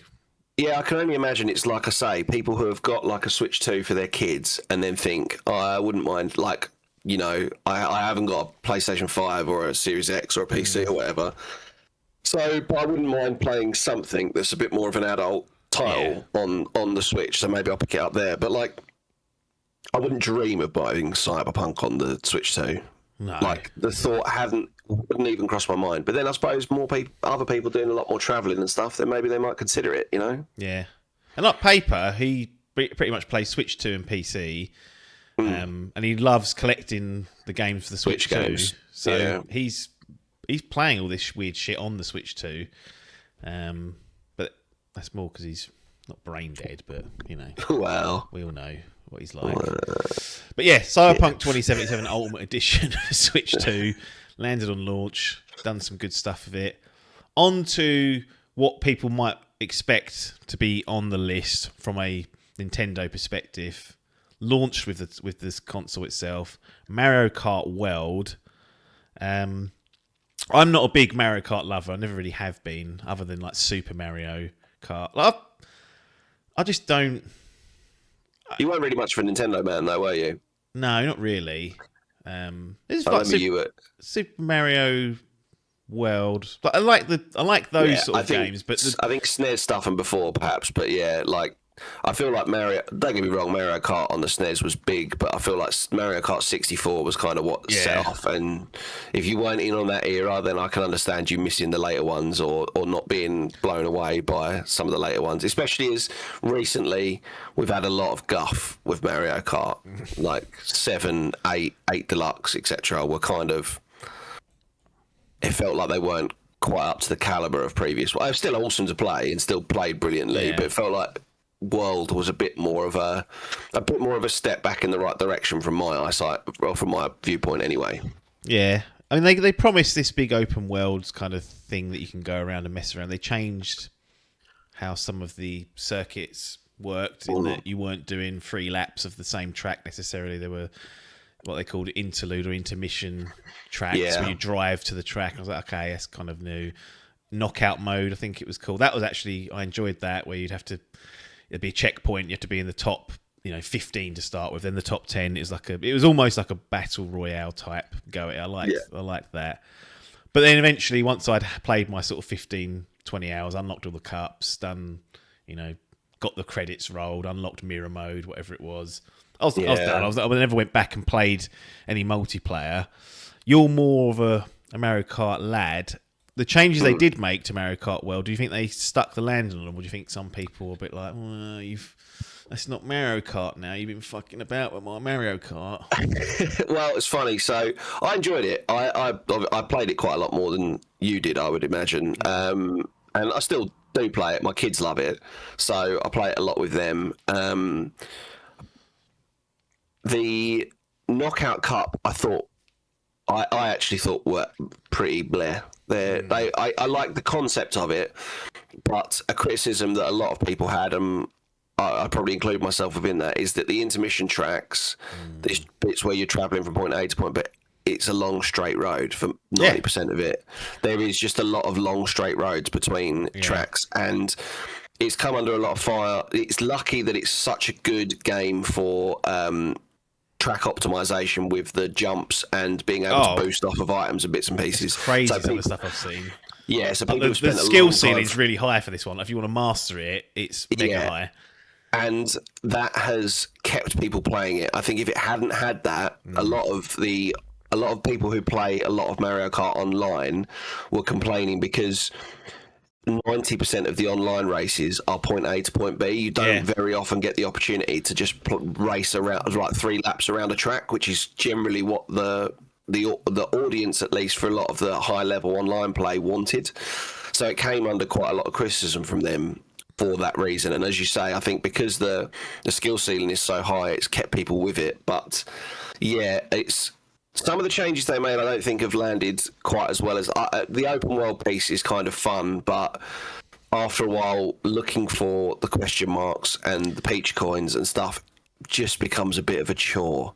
And the P-switches, it takes a long time to traverse the map and scoot around and stuff. And there's lots of it. There's lots to like. It still plays spectacular. It handles brilliantly. It's still a Mario Kart at heart. The actual control of the carts and stuff, and the motion controls in it are brilliant. They are absolutely superb. It works spectacularly well, however you're playing it.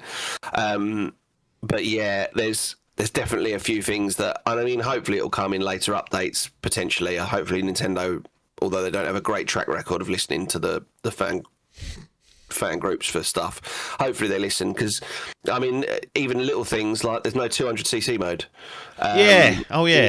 which a lot of people just went, well, why have they omitted that all of a sudden? We've had that for the last 3 Mario Karts. Where's that gone?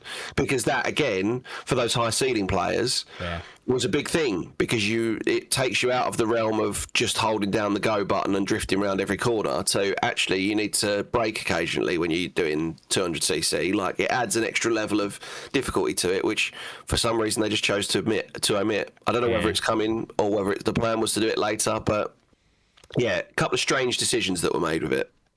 Yeah, I did see that actually. I forgot about the 200cc mode not being there, and it's still not there now, is it? Like, you think? No. Maybe They haven't even mentioned anything about it.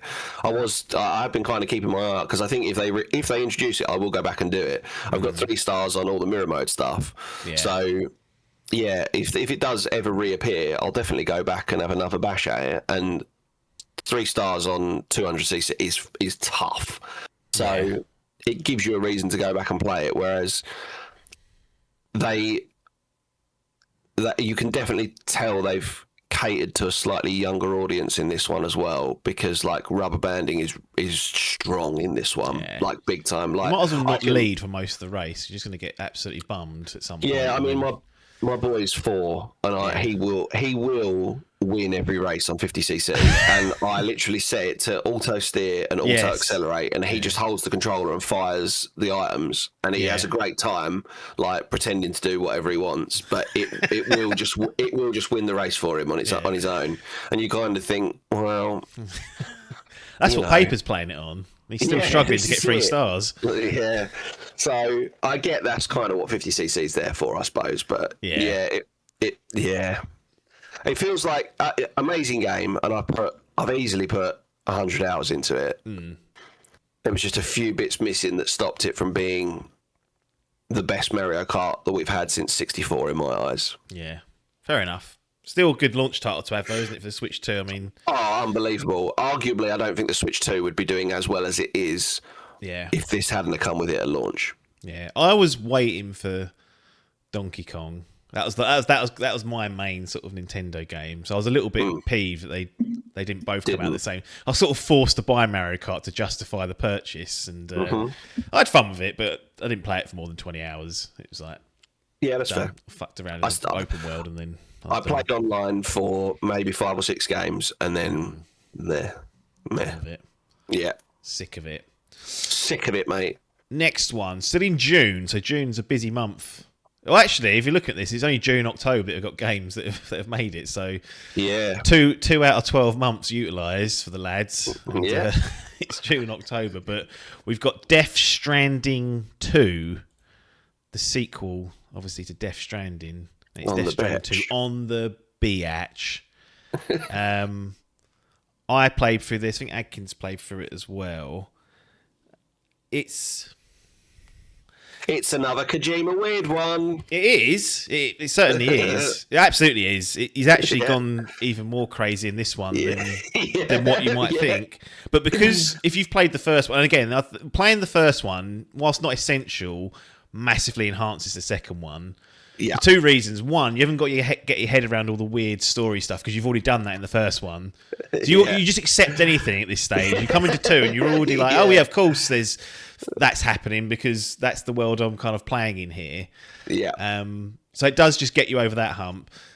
Secondly, though, and this is the main reason why I think it's so great, is that almost every single item, every gameplay mechanic, any way you can interact with the game has been enhanced in 2.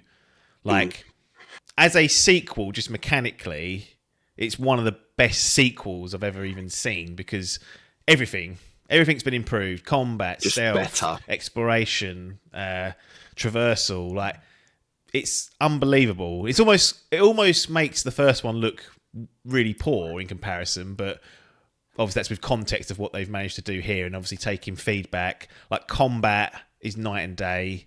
Like, it was bad on the first one. Like, it was pretty poor. But you almost like, oh, that's the intention of it. And maybe it was that you weren't supposed to be fighting your way through things. Yeah. This one, you're like, well, no, you can. You can absolutely. It'll play like an action game if and when you want it to. Yeah. And Which is so, because it's funny you say that, because when we spoke about Death Stranding, the original one, Yeah. and I think it was nominated in our list of Game of the Year when it came out. These weren't complaints that people put forward. It's not like we went on the pod and you went, the combat could be improved upon, or the way that you interact with stuff could be improved upon, or there was none of that. No. It was just, this game's fucking really good. So to come in and say it's taken what was already a very effective formula that was done exceedingly well and improve upon it, you got to say, I mean, it's Kojima on it. Like, it's just being Kojima, you take away him from it and maybe it's a different game, but yeah, absolutely crazy. And like reading up about it, that he basically reworked it post COVID-19 because he wanted it to reflect what had happened real world with that and stuff. It's just, I mean, he's batshit crazy. Oh, the blokes are absolutely fucking mental. But another smash from him though, isn't it?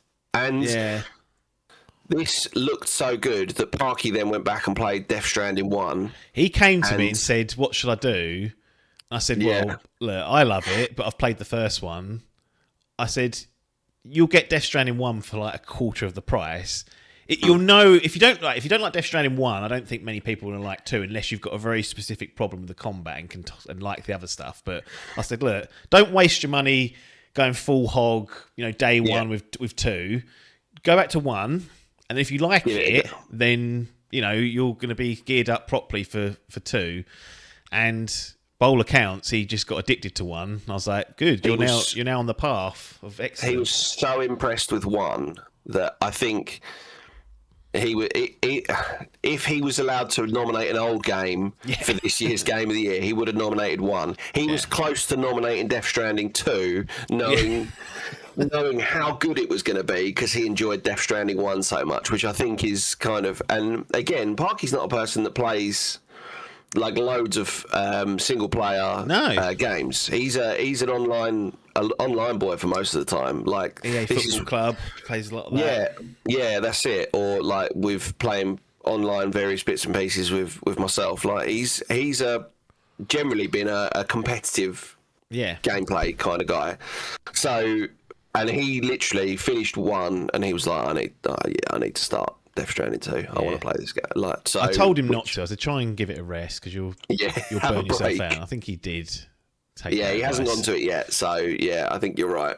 I think this year though he'll get to it and enjoy it. But that's the path. That's like the happy path because he'll see all the improvements, and he'll be like, "Oh wow, I can't believe I can't believe this is even possible because my expectations for Death Stranding based on the original were X, and they're like, no, we can do Y as well, and drop it out. It's on PC now for people, so it's come quite a bit quicker to PC. Whether it will come to Xbox, I don't know. I'd imagine it would eventually.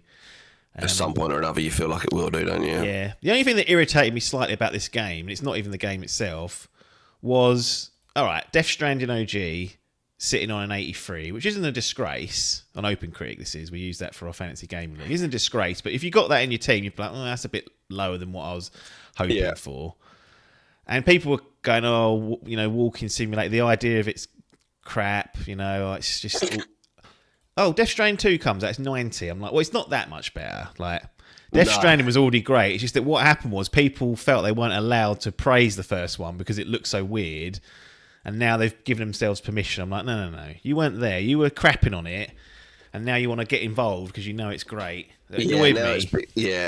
It kind of feels... I mean, a lot of reviews like that happen. I feel like... And I get... there's going to be a certain amount of Yeah. You know, it's the whole point of doing an aggregated score, right? That you're going to get it around a certain mark. But it does kind of feel like the first few sort of big outlets that come out and give something a score, everyone else just kind of lacks. It's like small places don't give a shit, but no one listens to them. Yeah. So a lot of the mainstream media just kind of all kind of clumps in this safety net of once someone says, "Oh, Death Stranding 1, 8 out of 10," everyone's like, "Well, yeah, 8 out of 10." And it does happen the other way as well, where people go, "Oh, it's 5 stars, you know, best game." Everyone, "Oh, yeah, it's the game of the year." Yeah, 100%. So, Claire Obscure. Yeah, which you won't see on our list. No, you won't. Good. But yeah, it feels like number one might have suffered a little bit with kind of, like you say, none of the mainstream places really wanted to take a step out and go, do you know what? This is really good. This is really weird, but it's really fucking good. 6.8 from IGN. Yeah, I mean, but IGN are fucking. Oh yeah. Who listens to them nowadays? Like. Honestly, when it comes, what did they gave number 2 a 9 out of 10. Yeah, that's the trouble with having like that just come different from? people. It represents IGN, but it's a different person every time, so there's no consistency between it. But yeah, exactly. Yeah, it's always hard when and that's why you have aggregate review scores, I guess. But yeah, like you say, was this nearly a full point better on the out of 10 scale? I think you could argue probably not. 2 out of 5 from Game Rant, the original. Right, well, there you go. This is what we're doing. Anyway, it got permission and it got allowed. Because the 90 is fucking ridiculous, really, for this type of a game. That is sky high. I was like, I'd already pre-ordered it.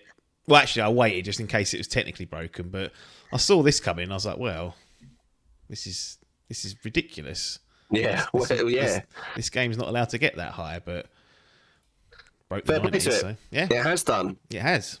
We'll take it. Excellent. Another sequel and another original PlayStation exclusive, which again, well, actually, with what PlayStation are doing now, I don't know if this will come to PC because the reporting is they're not doing their single player games on PC anymore. So we'll see. But it's Ghost of Yotei. So this is, well, it's not even a sequel to Ghost of Tsushima because it's set 100 odd years afterwards. It's a new location, new characters, etc., etc. But this is the samurai open world game from Sucker Punch. I played through it. I thought it was really good.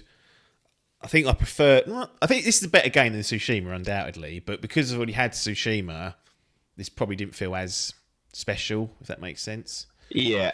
But looks phenomenal. Again, PS5 Pro, I played it on. You can tell the first party stuff, they're really going to town to kind of make that useful for people because some of the third party stuff has been guff, to be honest. They've really dropped the ball there. But excellent. Again, another refinement of what was a good idea to start with Tsushima. It is your classic sort of open world stuff, but Tsushima and Yotei, rather than it being a checklist of things to do, and don't get me wrong, it is. They at least dress it up. They at least dress it up in a way that you'll naturally find things rather than, you know, having to spend a load of time going to a tower and think. Yeah, you're like the classic one. There's a little bird that you'll see flying. If you follow the bird, it will take you to something of interest. There's fox dens. You'll find the fox. The fox will then take you to, you know, the collectible or whatever it is. So little things like that. Complete tonal shift from Tsushima. Like, Tsushima is a lot about honor and samurai versus the ghost way, and there's that kind of conflict there. This is Kill Bill. This is complete revenge. You're out to kill the Yotei 6 who murdered your parents, and it doesn't. That's it. There's no grey in that. It's like you're there to do that, and that's what you're gonna do for 40, 50, 60 hours, depending on what you do. But yeah, excellent game. They introduced a lot more weapons in this one rather than just having your sword. In the original, they had stances, which kind of changed your moveset with the sword a little bit, whereas this time it's different weapons. It essentially works the same, but you've got some more interesting animations. Customization and stuff, Yeah. And then they have just released Ghost of Yotei Legends, which is the multiplayer mode. That's out. I think I might give that a go. It's free if you own the game, or you can buy it separately. But that's out for people to play. But yeah, another sequel, but an excellent entry into the series. I feel like they've kind of run their course with these Ghost of games. I'd like to see Sucker Punch try something new, or even return to Infamous with what they've learned. But Yeah. I suspect there's another one of these lurking in the next sort of 5 years or so. But yeah, not likely to come to PC though, so that's going to sting a few people because Sony have decided that they're scared of, I don't know, Steam Machine or whatever they're playing. I don't know. They're not sure now. They're now doing a bit of a U-turn and saying, well, we might do, but Don't expect it. Yeah, Don't hang around for it. Go and get your PS5 and buy it, and then we'll put it on later on. So yeah, it's exactly that, basically. You want to play it now, you have to buy our hardware. You want to play it in 5 years' time? Well, Maybe. all right, we'll let you. But yeah, that'll be that.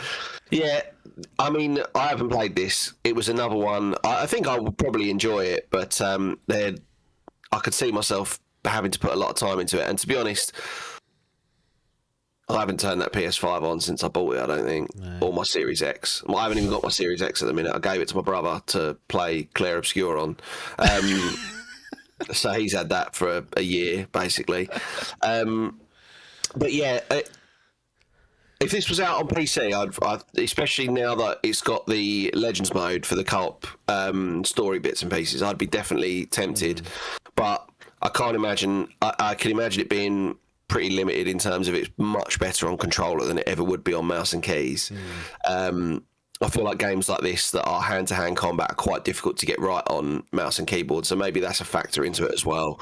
But it looks unbelievable. Like, it's one of the, it's just another, like you say, another first party Sony release that seems to utilize every inch of power that PS5 has, and they have really got it dialed in now to a bit of a fucking mastery that the first party PlayStation games, or the PlayStation 5 only games, they look a bit of a cut above everything else at the minute in my eyes. When you look at the list of titles that we've had out that have been Sony exclusives, in terms of like this, even Tsushima looked unbelievable as well. The God of Wars, you know, like whatever. You could go on for ages, couldn't you, of stuff that came out that was exclusively Sony to begin with. They really know what they're doing now. They really know how to optimize a game for that platform.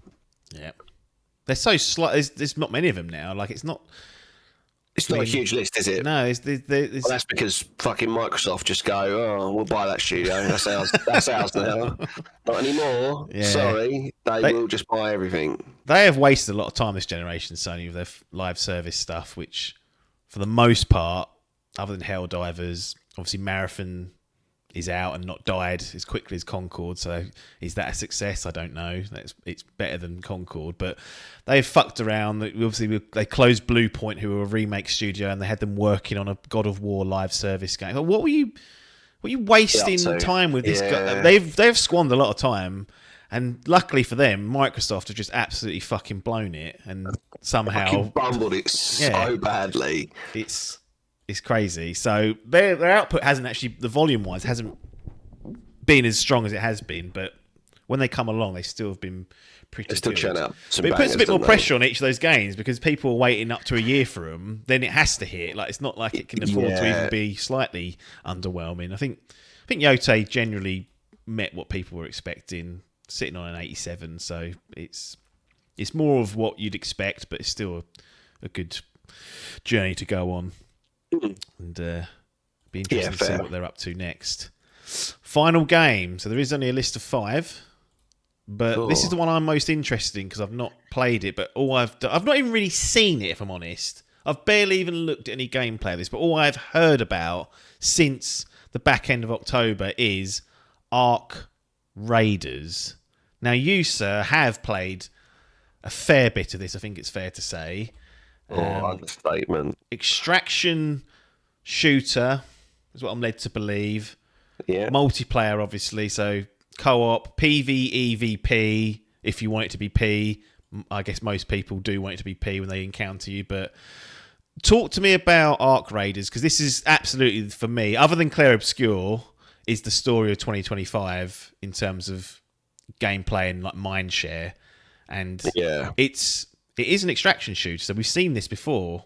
Takarov escaped from. The Division had the Dark Zone. Why this one? And why is it better than Marathon already? Yeah. So it's funny. So me and Dave were looking for what we were going to play next, basically. We just finished our second Baldur's Gate run, and we were kind of eyeing up what we were going to play. 300 hours spent in that game then. Yeah, basically. And I said, are we going to look at Ark Raiders? Because there was the playtest that was on at the moment, and we both binned off the playtest, didn't play it, and he was like, no, not interested really. Oh. And then, like, just as it came out, like 2 days after it came out, he was like, we should play this. I was like, okay, all right, well, we'll give it a go. And we basically haven't stopped since. I've put in nearly 300 hours into it now. There's just something. So I haven't played Tarkov. No. I haven't played Marathon. To be obviously that's freshly out, but this is the only extraction shooter that I've ever really played. And a lot of people were saying, like, when I've put forward to people about playing this, a lot of people go, oh, I don't like extraction shooters. Well, how many how many have you actually played? Yeah. Have you ever played one? Because I hadn't. No. And I hadn't at all. But from those that have, and hearing other people within the community, seemingly this has just been the most, the easiest one for someone who's a casual gamer to get into.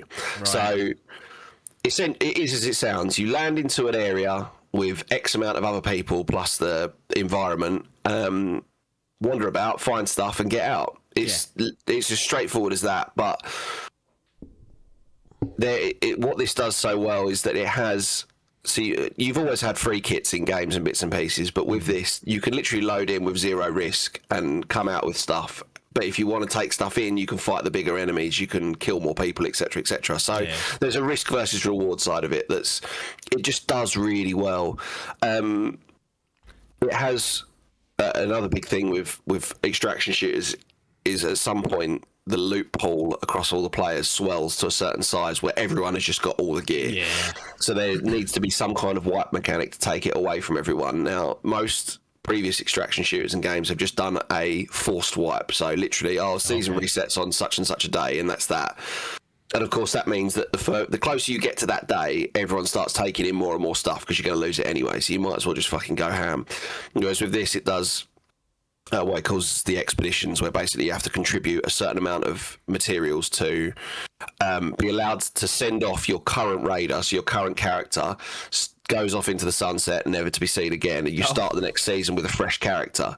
So everything gets reset and you start again with some added bonuses for having sent off your previous one. So there's an incentive to do it because your next one will have an XP increase, you'll have more stash space, you'll have etc etc. So and it just does it really well. It's just good fun. Like I've played it a lot as a solo, I've played it as a duo, I've played it as a trio. All three modes work really well.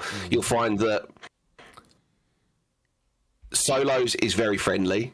People kind of wander around. There's a lot of in-game chat. There's a lot of people trading items. There's no trading system built into the game, but obviously if you take stuff in, you can offer it to people, etc., etc. Solos pretty friendly. You'll wander around a lot. You'll meet a lot of people, and generally, you can there are people that obviously want to ruck, but mine has generally been pretty friendly in solos. Duos is however you want to make it. If you're friendly, it'll put you into so they've admitted there is a certain level of aggression-based matchmaking. So if you go in on a duo with someone else who's aggy, you'll get in an aggressive lobby. But you can kind of tone that down. If you go into games and you don't shoot people, then you'll get put into more and more friendly bits. Trios is an absolute shit show. It's shoot on sight. Shoot first, ask questions later. There's no two ways about it. And there's a lot of backstabbing and bits and pieces, and it can get a bit toxic. There's been quite a lot of problems for people who are at the very top level because there's also a certain degree of skill-based matchmaking. There seems to be a problem with cheating at the high level of gameplay. People dying to cheaters, aimbot, and Embark, who are the company that have developed it and published it, haven't dealt with it spectacularly, it's fair to say. Right. So Marathon has latched onto this because Embark have basically said, first instance of cheating is like a 24-hour ban, then you get a month ban, and then you get a perma ban. And that's for like hard cheating. That's like aimbotting, wall hacks, whatever. Yeah, no disputing. You've absolutely cheated. Yeah. Yeah, exactly. Whereas Marathon and so because a lot of people are upset about this because people are like, well, if you're using an aimbot, you should be banned permanently. Yeah. So Marathon have gone, right, 0 tolerance. You get banned day one. If you get caught using it, you are perma-banned day one, which appeals to a lot of like the top level streamers and bits and pieces because they're like and stream sniping into lobbies and bits and pieces. People are just finding like a lot of the top boys are finding it unplayable basically. Yeah. But because it's had this huge surgence of like of coverage from a lot of the top name streamers like Ninja, Tfue, you know, Shroud, the Burnt Peanuts made a big come up from this game exclusively. Nick Merckx, Tim the Tatman, you know, all these guys who are huge have all been playing it. This is pretty much all they've been playing. So yeah, I think Embark needs to step up and kind of do a bit more because otherwise they're riding high at the moment. They're still at the forefront. The second they start to lose some of these big names, like Shroud's already binned it because he said it's unplayable at the moment, and you'll lose more if they don't fix a lot of the problems. Like it's still fun at the moment. It's still good. It's still entertaining, and they're bringing in new arc enemies, like new big. Like, these bosses arc and enemies things. are no joke, are they? They're not like fodder shit. Some of the stuff I've seen there look unbelievably like you don't want to aggro them, otherwise you're going to get in trouble. Some of it, even the small stuff, you will die to the simplest of things in Ark. Like there are the smallest enemies will kill you. There's no two ways about it. Like everything is no joke, but some of the bigger enemies, like the Queen and the Matriarch and things, you're looking at stuff that's the size of 5 houses that people are taking on solo, and fuck that. Like I'm not going anywhere near that, not for love nor money. But it just does everything really well. It looks spectacular. It controls really well. The combat in it is a lot of fun. There's enough variance in it that you can kind of keep yourself entertained. They released one new map sort of after a few months of the game being out. They could probably do with another one at this stage. They could probably do with releasing some kind of content update before too long. But yeah, it's a lot of fun. I mean, obviously 300 hours. It's got to be doing something right. But yeah, it's been good. It's been a lot of fun. I would recommend to anyone that's kind of a bit wary of that, like I say, that extraction shooter label. Don't linger on that too much because this is the most approachable extraction shooter that there's ever been, and I think that's the reason that it's got the player base that it has. I mean, it's been the game of the moment. I think if this came out earlier in the year. It came out end of October. Yeah. And I think if it had come out earlier, this would have given Claire Obscure a run for its money on a lot of the award shows. Yeah. I think Claire had... There's also been a bit of controversy around Ark Raiders with the AI voice generation lines and bits and pieces, which went against it. But... So a lot of people were just review bombing it because they went, it's got AI voice lines, and it was literally the difference between they would introduce like a new attachment for a weapon, and the vendor that you sell it from would have an AI voice line that went, a compensator, and it's just like, right, are they really going to bring someone back in to the studio to have them do 2 words? Like I kind of get it from the purposes of that. Yeah, it's not ideal. It's a slippery slope, isn't it? Like once you start on it, Why don't they just have someone in the studio who works there because that hasn't got to be delivered like Al Pacino, is it? Voice. No, this is it. Like you could just get someone to do all these pickup lines. So you're just going to do that. You're here all the time. There's not loads of dialogue in this game either. Like we're not talking about having 600 characters who've all got in-depth backstories. Ain't Baldur's Gate. You've got 5 vendors who say very limited things to you.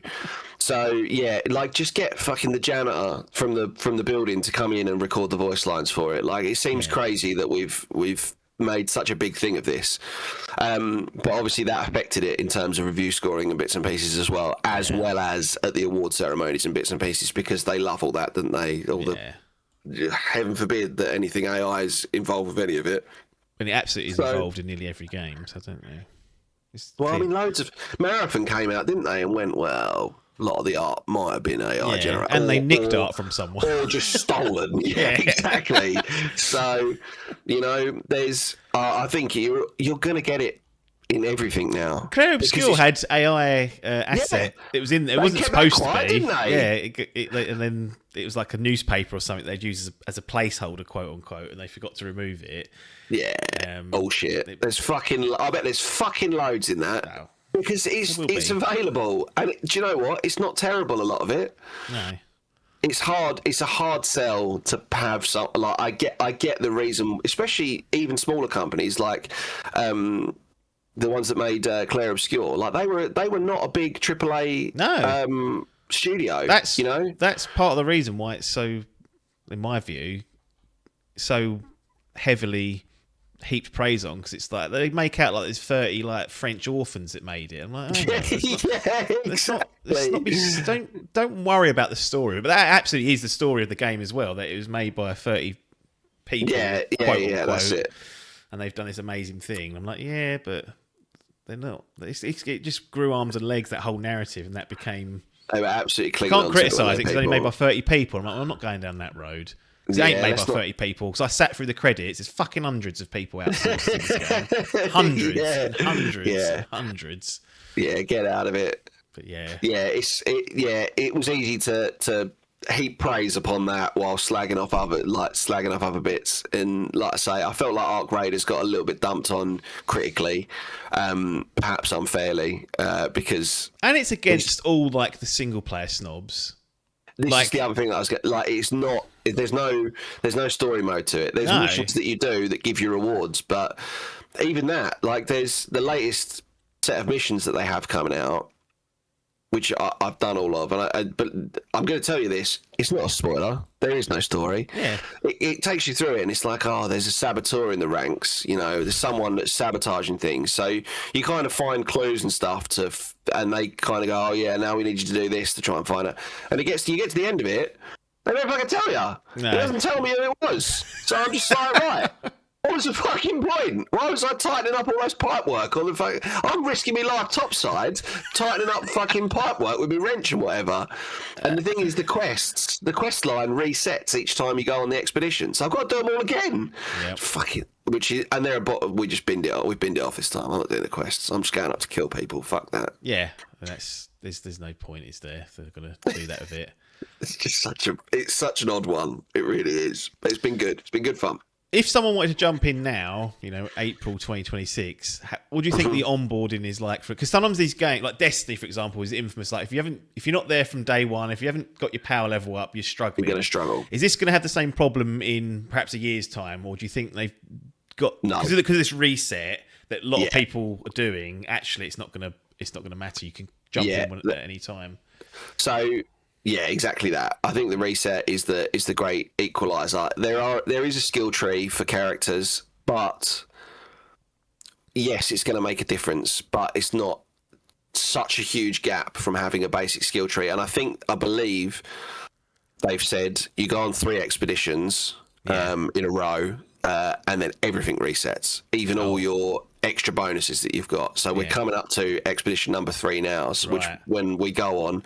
I've been led to believe that to stop people from power creeping up, like you say, and just it not being approachable. And people will still go on it because that's kind of the whole objective of the game, is just to go on these expeditions and keep doing it. So it'd be interesting to see what happens after that 3rd one, whether the player base kind of drops off a little bit because you've lost a lot of stuff and you've lost all your advantages, etc. Gives people an off-ramp, doesn't it? It's like, well, that's it. I've done it. Well, this is it. This is kind of what me and Dave are working towards, is that we'll do the expedition the 3rd time and then see, because we're getting to a point where I was playing it a lot solo. I now am not. I play it pretty much exclusively when other people are online, because it's that kind of game.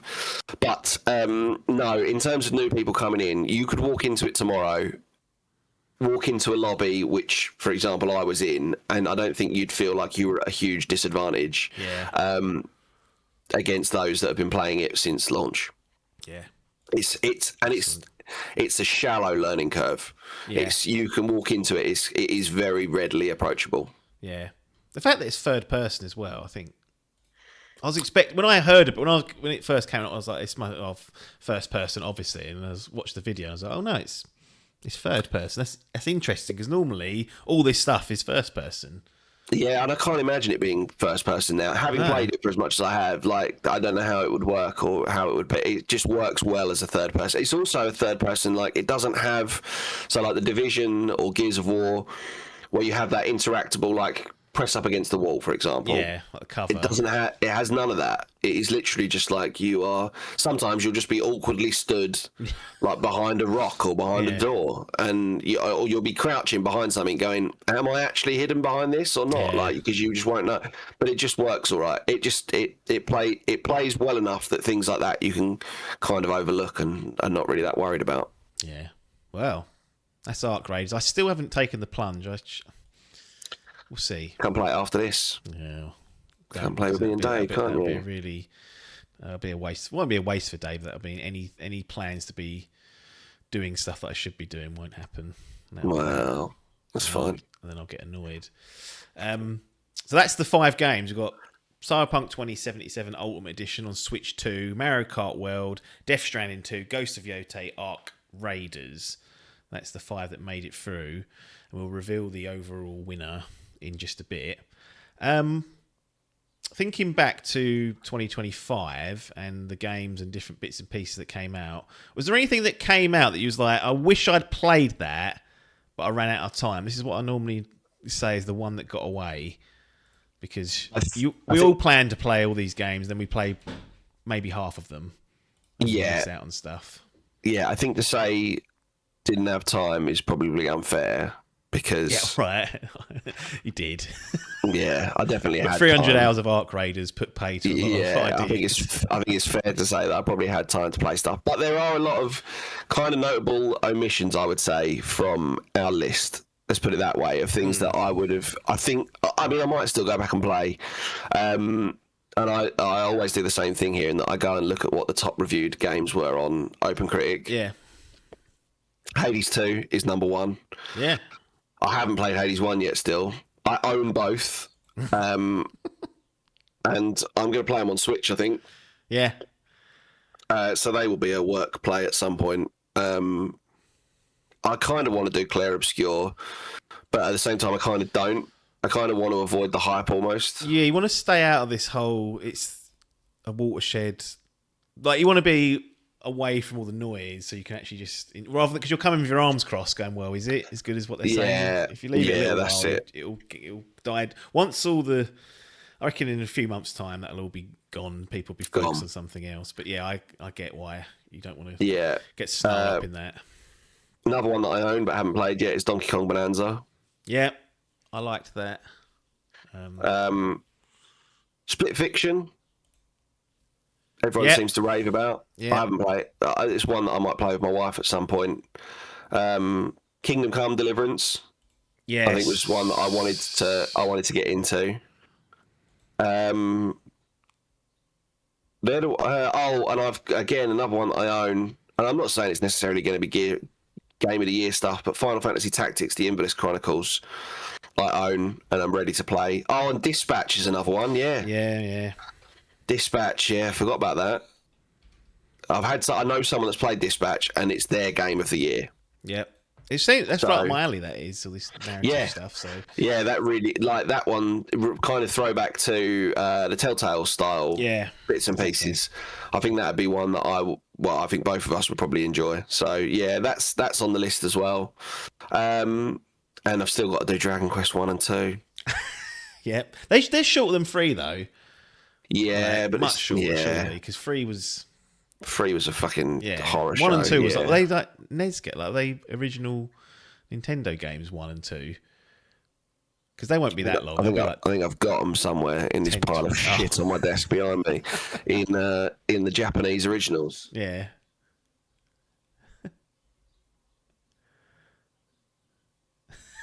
Just having a look. There we go. Hang on. Here we go.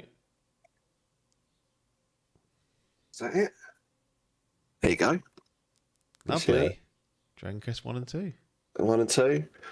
Japanese originals. That's on Super Famicom. Yeah. So, all right. SNES.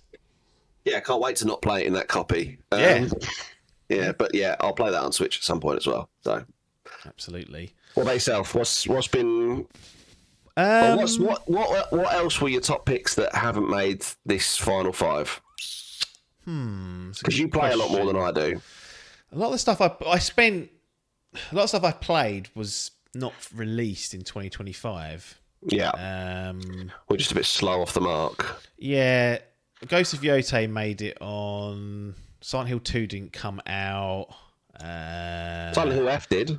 Silent Hill F did. I didn't get to that because I'd played Silent Hill 2 too close to it. Too recently, yeah. Yeah, Donkey Kong's one, I think. I liked it. I didn't love it. I felt like it was good enough. I would have preferred that as the launch game for sure, but yeah, I had to wait like a month for it. I'd say it'd be disingenuous to say Claire Obscure, because whilst I enjoyed it, I didn't love it anywhere close to what the general consensus is.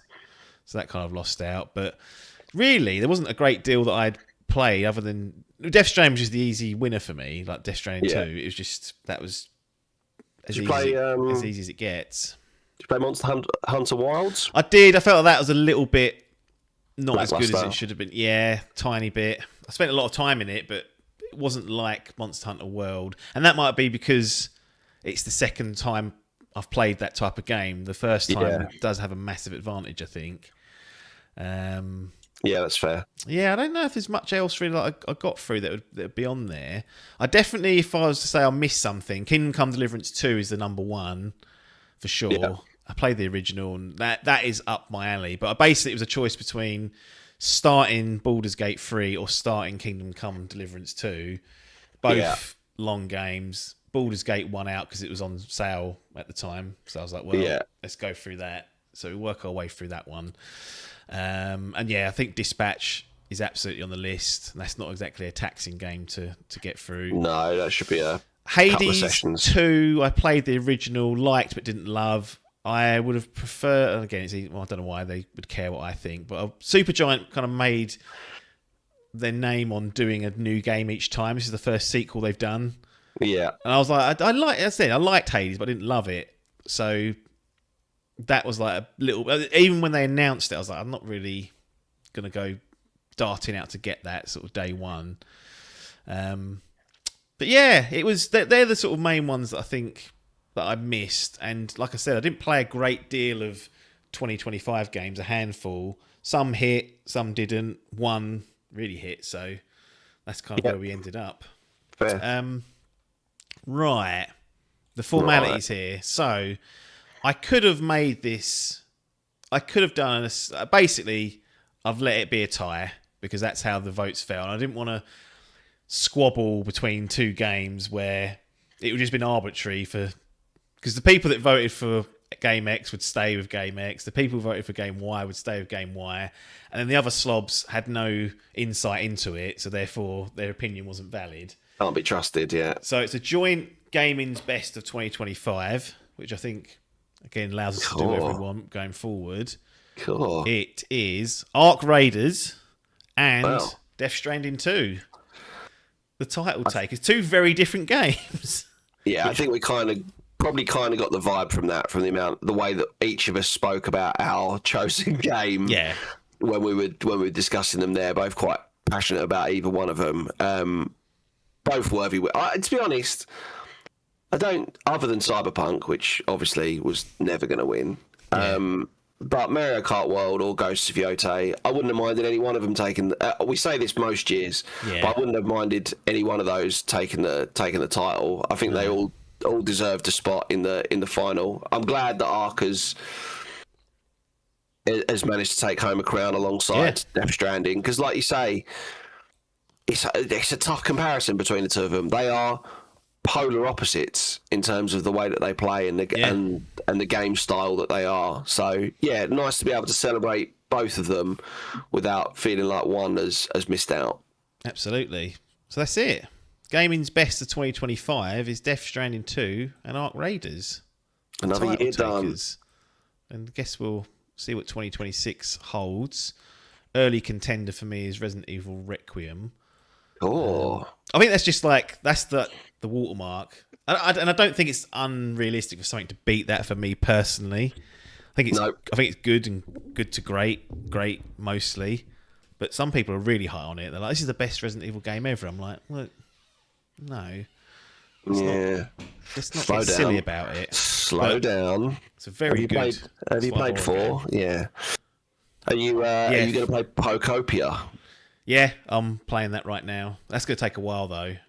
Yeah, I need. Well, I want the Switch 2 version to come out physically. Yeah. Just the irritant game card, and I don't think it's going to. So I'm going to have to suck it up and just buy a game card version. Teach them a lesson. But that's that I'm enjoying. I think that could be one that might sap me in for a while. Yeah, and there's a side game I've just been playing, Jurassic World Evolution 2, which is about 5 years old. But Didn't number 3 come out? Three's out, yeah. Last year. Yeah. But I had all the DLC. I got in the habit of waiting until the DLC was out for these games, then just powering through it. But I'm about halfway through Evolution 2. I'm like, that's too much to do in one stint. Yeah. So actually, I'll wrap this one up and I'll probably get Evolution 3 later this year and just start working through it so it's not an absolute mountainous task. But yeah, that's where we're at. 2026 still ahead of us. Lots of games, too many to play, but we'll do our best to try and navigate our way through this particular minefield. And we'll be back for Gaming's Best 2026. Will Arc Raiders 2 return again with a new expansion? Who knows? It's open for it. If it drops the content out. Will Death Stranding 2 get an expansion, a DLC drop? Who knows? Who knows? Just to wait another year to hear this drivel. As usual, we'll bid you all adieu, and we'll see you on the other side.